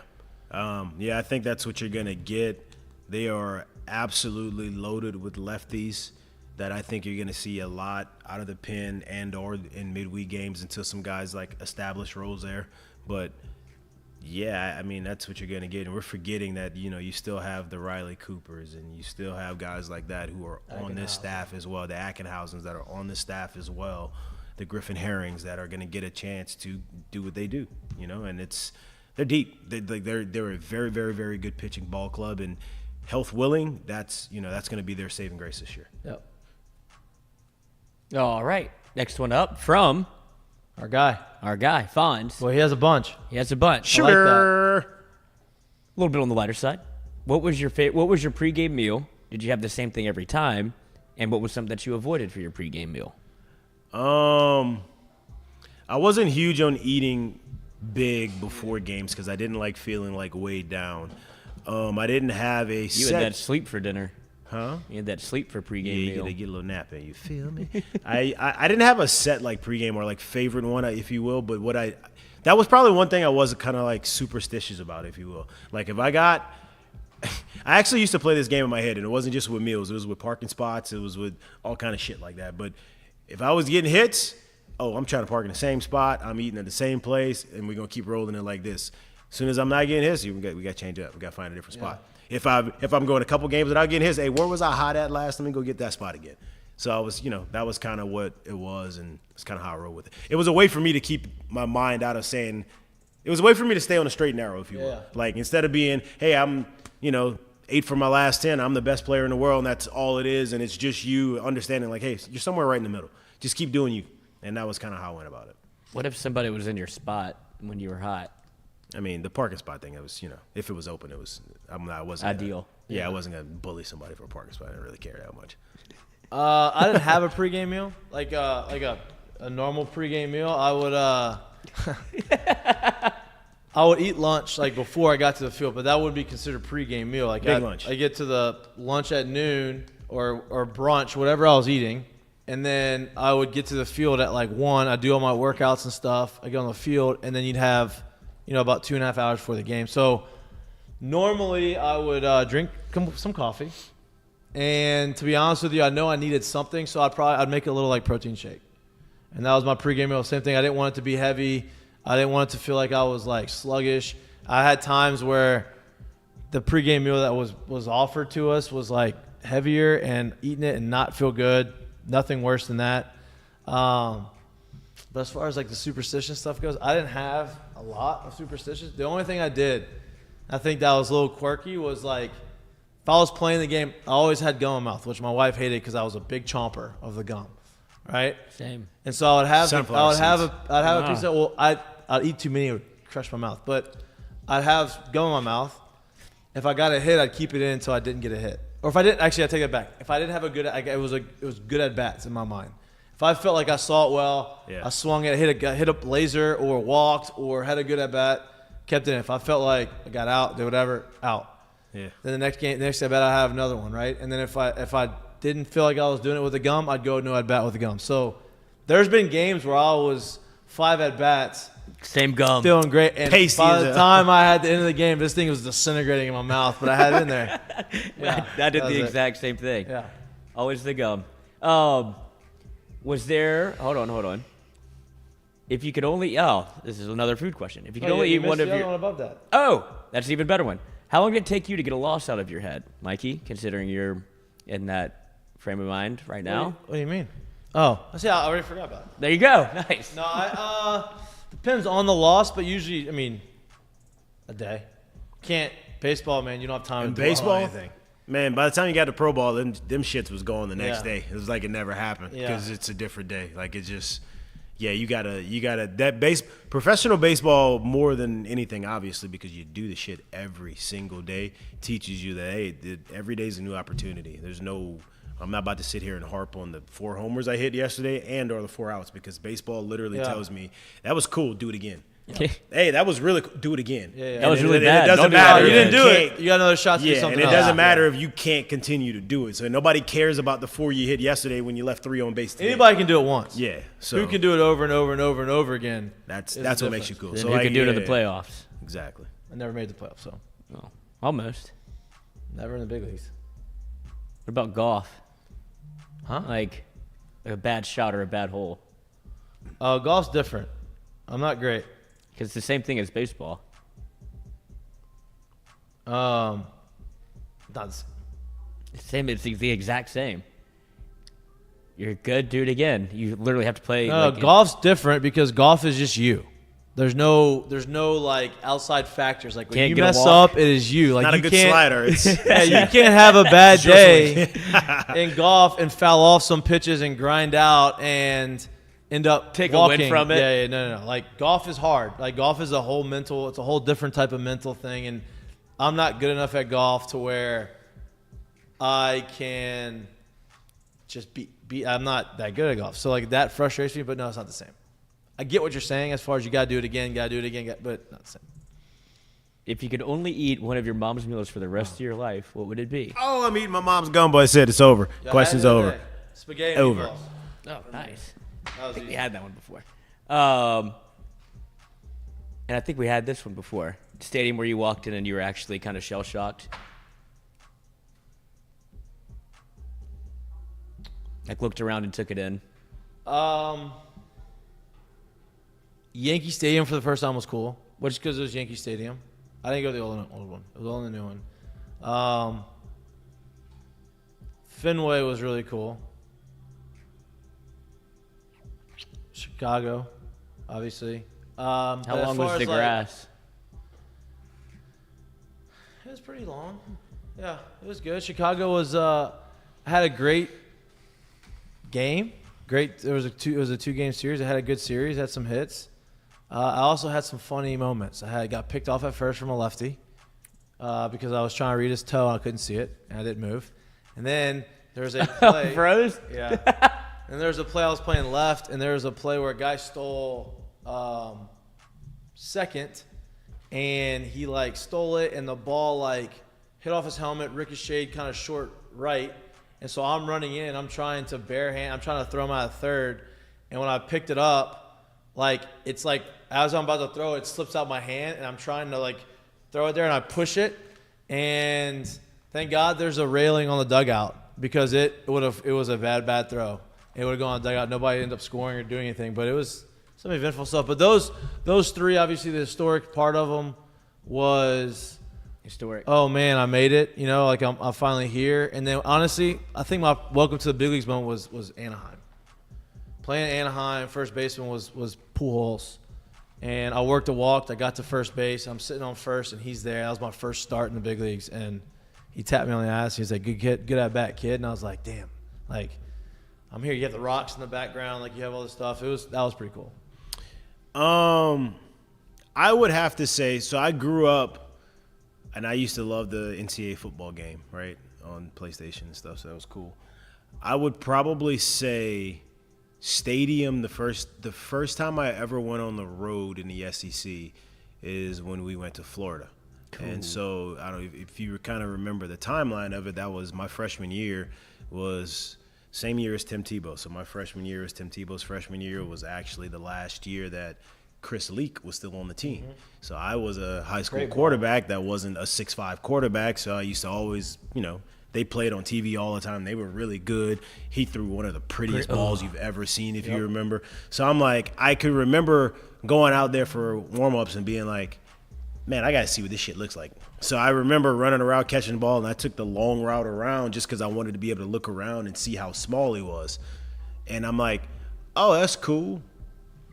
And I was actually on, I think, a official or unofficial visit here with Tebow, so I already knew like what he looked like in person. It wasn't whatever. It didn't bother me. But I can just remember looking on the other side and being like, but who in the hell is that big-ass tight end with the rib protector on throwing the football? I'm like, what is that? Well, that ended up being Cam Newton, and I didn't know who he was at the time. But that's probably the first time ever, just because it was my first ever road SEC game, and then being able to go around and look on the other side when I was really only going to see what the hell Chris Leak looked like. And I'm like, damn. Wow, that's a different human. I don't know what that is. They got 3 of those guys. That's not. Yeah. So that was probably the first. That's probably the biggest time, if you will. Lo, we got any in the chat? Any in the chat? Yes. Let's get a few from there. Wait, so your first road game was the jump pass game? Yeah, I think so. We got blasted there. Yeah. That's because Tebow came in and did the jump pass. The jump pump fake pass to the tight end fell down and caught it. It was unbelievable. Yeah, Can't believe that happened. We got blasted there. A couple from the chat. Ask him, could you go back to the league and be a bullpen catcher? And how much do those guys make?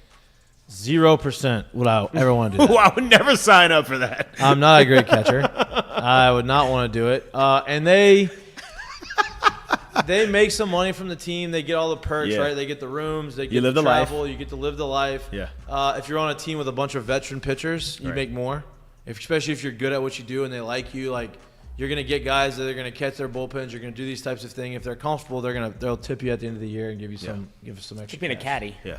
I would never do it simply because, like, the starter is usually warming up with the starting catcher, right? I don't think people understand it, but, like, there's 12, 13 or 14 now guys that are on the pitching staff on a team. 26 total on the roster. I think it's 13. Depending how they want. Usually 13. Maybe they'll carry an extra pitcher, whatever the situation may be. So you're looking at 8 to 9 guys out of the pen.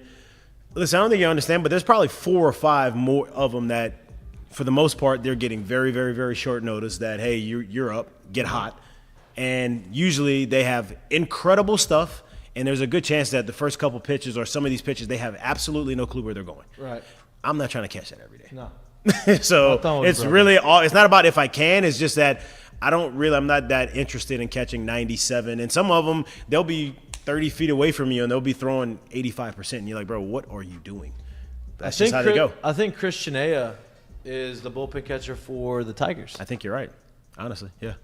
I'm asking. I'm pretty sure you're right. Pretty sure. Actually, I'm 99% sure that I'm right. So yes, Christian is the bullpen catcher for the Tigers. Okay. One more here.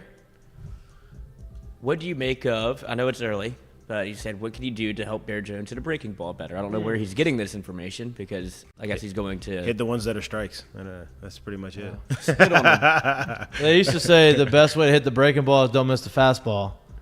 You don't necessarily get the fastball anymore. Well, so, not just that. Usually bad breaking ball hitters are ones that take the ones that are strikes and swing at the ones that are balls. So it's really look, weird he's to working say. on some things. Yeah. And until he gets through the spring, like the fall, and goes to the season, it's not – you can't judge that. Like, this is the time to work on your swing and to fix things and tweak things. And sometimes when you do that, it does not look pretty.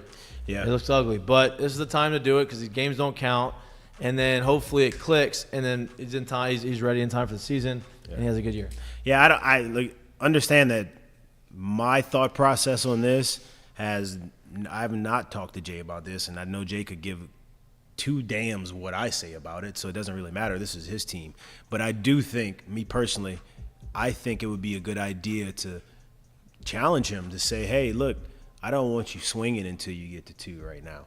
I want you to see as many breaking balls as you can. I want you to get into disadvantage counts, and I want you to start finding ways to get hits. Yeah. I think that would – and I'm never going to move you around in this fall. Never going to move you around in a lineup if you have a bad day or a good day. Look, I'm going to put you right here. You're going to do it right here. You are going to figure out a way to get to the best version of you by continually putting yourself in these situations, and sooner or later you'll get somewhat comfortable in them. People don't understand, like, you're never going to be a great hitter in disadvantage counts. Like, pretty much no one is. You go around the league. I think the league probably hits, like, under 200 if they're in, like, 0-2, 1-2. 0-2, 1-2 counts. Like, it's just not a real thing. But if you just get to those spots and you're not super anxious and you get better, it gives you a better peace of mind when you get there. Now, it's going to happen. It's going to happen. Now, the best way to be is not, like he said, not missing the fastball, and really not getting to those counts in the sense of when you get pitches early that you're not taking them because you weren't ready and or you're missing them because you just didn't put off a good swing. That's the best situation to be in. But I also want you to be comfortable getting there because I know at this point he's starting to hear the chatter. He's starting to feel the why am I not playing or why does this happen or why did I sit here. I don't ever want him to get in those spots and think that, oh, that's where you're at. You'll never be good. So. Yep. Is that it? That's it. That's all we got. Ask Mikey Mitch, brought to you by our friends at Peretti Land Rover. Yes. We had Squad. A purchase. a purchase, not from us. Well, you have one, but a referral. They heard it on Mik'd Up. That's all we need. When you go there to our friends at Peretti Land Rover, who have great products, who have a lot of options, and you're interested and you end up making a purchase, tell them that we sent you. Yeah. Because a lot of goodwill on our part. There's goodwill on our part, and they like to hear it. They like to know the connections. They like doubt. to know what sparked the interest a little bit. Big LSU people. Like, it's a good place. Good guys, good people. Go give them a shout. Good prices. Good Good prices. hats. Good hats. Great hats. Good parties. They put on good tailgate parties. Is there one Put this on a weekend? great tailgate. I don't know if they have one this weekend. I don't think so, but I don't know. Okay. All right. All right, let's get to our seggies, baby. Let's do it. Segment time. Segment time. Mistake of the day is brought to you by our friends at Doe's Eat Place. Lloyd, I think it's a good one. Yes, this is a good one. We touched on it a little bit. We tickled the thought, put it in the brain, teased it. And it is Connor Stalions, but we have photo evidence of his first house that he bought when he moved to Michigan for $550,000. Nice. And the reason I guess this is how he made this money, was because he was selling vacuums. Yep. But he was pushing the idea that he was refurbishing old vacuums, making them feel like new, then selling them on Amazon. He was not doing that. He was just buying refurbished vacuums or getting them and then selling them as they were. So he didn't really do his job, but he got... How do you know that much of it? Oh, stories all over. Like, people That's are crazy. freaking out. But there's a picture of his home, and this is how that kind of came to light. First of all, there's reviews on Amazon about his account, and people are not happy. Dissatisfaction everywhere. But this is the front of his home, his front porch, that the homeowners association called and fined him for. Look at all these vacuums. Wow.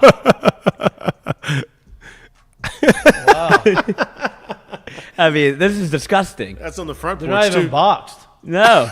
Just run a little racket. This guy's a swindler. He's got everything going. Good God. And he said, in legal documents, Stallion said the suit, That was crazy to me. This is what he said in the letter that he wrote. that the suit was the product of a Michigan State fan who was trying to distract him. From what? Vacuums? From doing his job as a coach. Yeah. They either didn't like veterans or they were a Michigan State fan, knew that he was a Michigan football coach, and they were trying to distract him from his job. That's is basically what he said in a letter. Dude, are we going to find out that Connor Stallion's like, if anybody is capable of doing this on their own, he feels like the type of person that would. He's crazy. I'm not giving that life. They knew. Somebody in that building knew. Oh, no doubt. Do you think Yeah, I'm not giving that No shit doubt. life. There's somebody in that building knew what he was doing. Do you think that they're probably happy Connor was like on the roads like Jayden and Stallions? I don't want to work with him. Creeps me out. I mean, how long has he been there? I feel like if that was the case, then 2016. you would have found a way to get rid of him at this point, right? Well, he's good at his job, but I don't think he had a lot of. I didn't feel like he had a lot of. Yeah, he was good at his job. You're No, right. say he didn't have a lot of friends on the team. It doesn't feel like if you're on the road that Well, often. yeah, because he was going a good bit. Yeah. And the thing with who's the running back Quorum. is bizarre too. I haven't read that Yeah, much about so- that version of it, but so the mistake of the Quorum- day is just this guy continually. So those vacuums that you saw on his front porch, apparently he started a LLC, and his partner in the LLC was Blake Corum, selling these vacuums. Blake Corum came out and said yesterday that he has never heard of anything like this. Didn't even know that he was part of a business, and he has nothing to do with any of that. Like, so this is the first he's heard of it. He has his attorneys on it. It's a bizarre story. I mean, it is Yeah, it's getting bizarre. wild. It's getting wild. Bizarre. I don't know. This thing's gonna be interesting. See how it pans out. I just wish they would get in trouble this year. They're not gonna get in trouble this year. No, but it'd be nice for the Heisman. And I guess I don't care anymore, but I was really looking forward to it if LSU continued to win. Like, oh, maybe this is how they slide in. Yeah, well, I mean, that would have been nice, but not the case. that's dashed. That's dashed. All right. M dash dash. Let's get to our curtain calls. Curtain calls brought to you by our friends at Assured Partners. And me. all right. What we got today, boys? I'm gonna lead this thing off. My curtain call today is going to go to C.J. Stroud. Now, you're probably thinking it had a lot to do with the 500 yards or whatever and 6 million touchdowns he threw for this past weekend. It doesn't. It is correlated to everyone loves watching football stars and star athletes do what they do, and people are in love, they're enamored with football players and basketball players off the court. I'm going to let C.J. Stroud basically give the curtain call that I want to give and show you how much MLB is missing on their marketing, because it's coming right here from a budding NFL superstar. Go ahead. Want to be football players, and football players want to be players, and we all want to play baseball. I can't hear it either. Ow. Basketball players want to be football players, and football players want to be basketball players, and we all want to play baseball. Okay, now I got it fixed. We all want to play baseball. Wait, now start over. Now I got it. Basketball players want to be football players, and football players want to be basketball players, and we all want to play baseball. That's it? That's it. That's it? Really that simple. Everybody wants to play baseball. Really that simple. If you only knew over the years how many football player teammates that either made it to the league and or not, just in college, that literally came to me and said, man, how in the hell do you, man, I wish I could. Baseball money's this and that. Everybody wants to be able to play baseball, but it's different, right? And that goes to show you what a lot of other athletes think about the sport.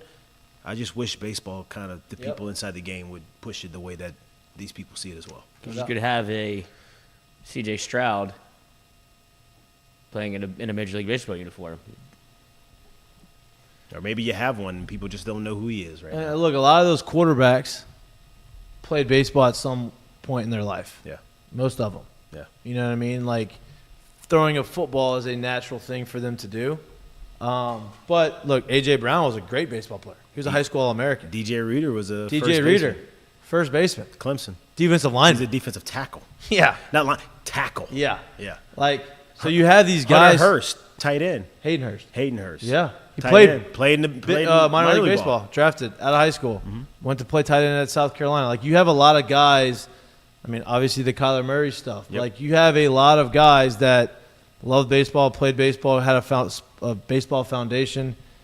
Obviously athletic, chose another sport. I think part of that is. Did you say A.J. Brown too? A.J. Brown, yeah. High school All-American. Yep. They chose Jameis Winston, high school All-American. Played in college. Like, these guys ended up not playing baseball because, and I think part of it is because baseball has not done a good job of appealing. Really, that simple. And the road is so hard. The road is harder. It's different. It's a long, but appealing as well. Like, you catch that appeal by, doing what these other sports have done and giving guys I think this is the way. Yep. They haven't done that. Lloyd? My curtain call goes to another former baseball player, at least in high school, Joey Burrow, but he got asked about his relationship with Ohio State and LSU, which it feels like Ohio State tries to claim nearly everyone because they want to build their brand up. But Joe Burrow, I thought, had a pretty poignant answer, as he loves to play a little bit of both sides of the fence, but this answer will make LSU fans happy. Playing you as a quarterback in the NFL should be the same stuff? No, you have to ask them. You feel like they should? I always say I went to school at Ohio State and I played football at LSU. That's how I think about it. Does Ohio State... Stone-faced. Stoic. But I feel like I would take, if you're Ohio State, I think you'd probably want that reversed. No doubt. He did. He went to school. When he was a professional quarterback here. He was a grad transfer, so he already graduated. He was taking BS classes. He was doing football all day, every day. He played football here. He made his football career here, got drafted from here, got his education from Ohio State. Cool. Perfect. I'm good with that. Shout out Joey B. And your curtain call, sir. My curtain call is Will the Thrill Baker. Will the Thrill. If you don't know who Will the Thrill is, you better get to know him. 7-footer, transferred from Nevada. Basketball season is starting. LSU men's basketball got a win. They played Mississippi Valley State. Not a great team. Not a super talented team. But Will the Thrill Baker has a monster career high. 29 points in his debut at LSU. He's a 7-footer. He was stepping out, hitting threes. He has a plethora of low post moves. I mean, this guy can put some guy in a blender with his low post moves. He's a great passer from the block. He's got the ability to alter shots because he's 7 feet tall. And he wears a headband. And so he's put up a lot of – he's made some noise early on. Obviously, the competition is going to get better. And he's going to have to prove that he can sustain this within that competition. But it's a great first start, and I think what Matt McMahon and those guys are doing over there. Matt McMahon and them boys. And the boys they brought in, the players they brought in are I think they're doing a really good job. He did a really good job of – there he is, Will the Thrill. They did a really good job of surrounding and bringing guys in here that are from Louisiana, have some pride for the state, and also surrounding them with talent. Like this guy's a very skilled basketball player, right? Like he might not be the most athletic out there, but he's got that plays every game. That's gonna play. Like he's gonna be able to put you in a blender. He's gonna be able to score, and he's a guy that you can run an offense through. And he's physical, and I think it's gonna be good. I think LSU basketball is gonna shock some people. I'm not saying they're gonna win the SEC, but they're going to shock some people. Man, he's going to cook some people in the rec one day. He's 7 foot, coach. I don't think he's be playing in the rec. Well, he played overseas or in the NBA. That's all we got. I don't know. You got 7'6" Wembanyama over here. I think they're just getting bigger. They are. That's all we got today. We appreciate all the love and support. It's Wednesday. We'll be back live in studio from 1 to 3 this Friday at Cards and Culture. Come and visit us. We'll be open for conversation. We're going to have some guests in talking Florida football, talking LSU football, talking about the weekend. Suppose it hasn't rained in Louisiana a long time. There's a chance of rain on Saturday. Probably going to change. Tiger Stadium. But we appreciate the support. We appreciate you tuning in. Please like and subscribe to our YouTube channel. We're pushing that 5K subscriber mark, which I like. I'd love to get there and then continue to grow. 10K will be the next move. We got to get there. Gotta get to 5K first, and then 6K. Yep, and then you go up. That's 7K. That's how it works. Straight to 10K. But if you can't watch us and you like listening to us or anywhere you get your pods, again, we'll be back live on Friday. We appreciate you. We appreciate the support. Stick with us. Looking forward to Friday. Hell yeah. Rest of your Wednesday. Peace. Something to say, Jared? See y'all. And you know what, Jared? Marty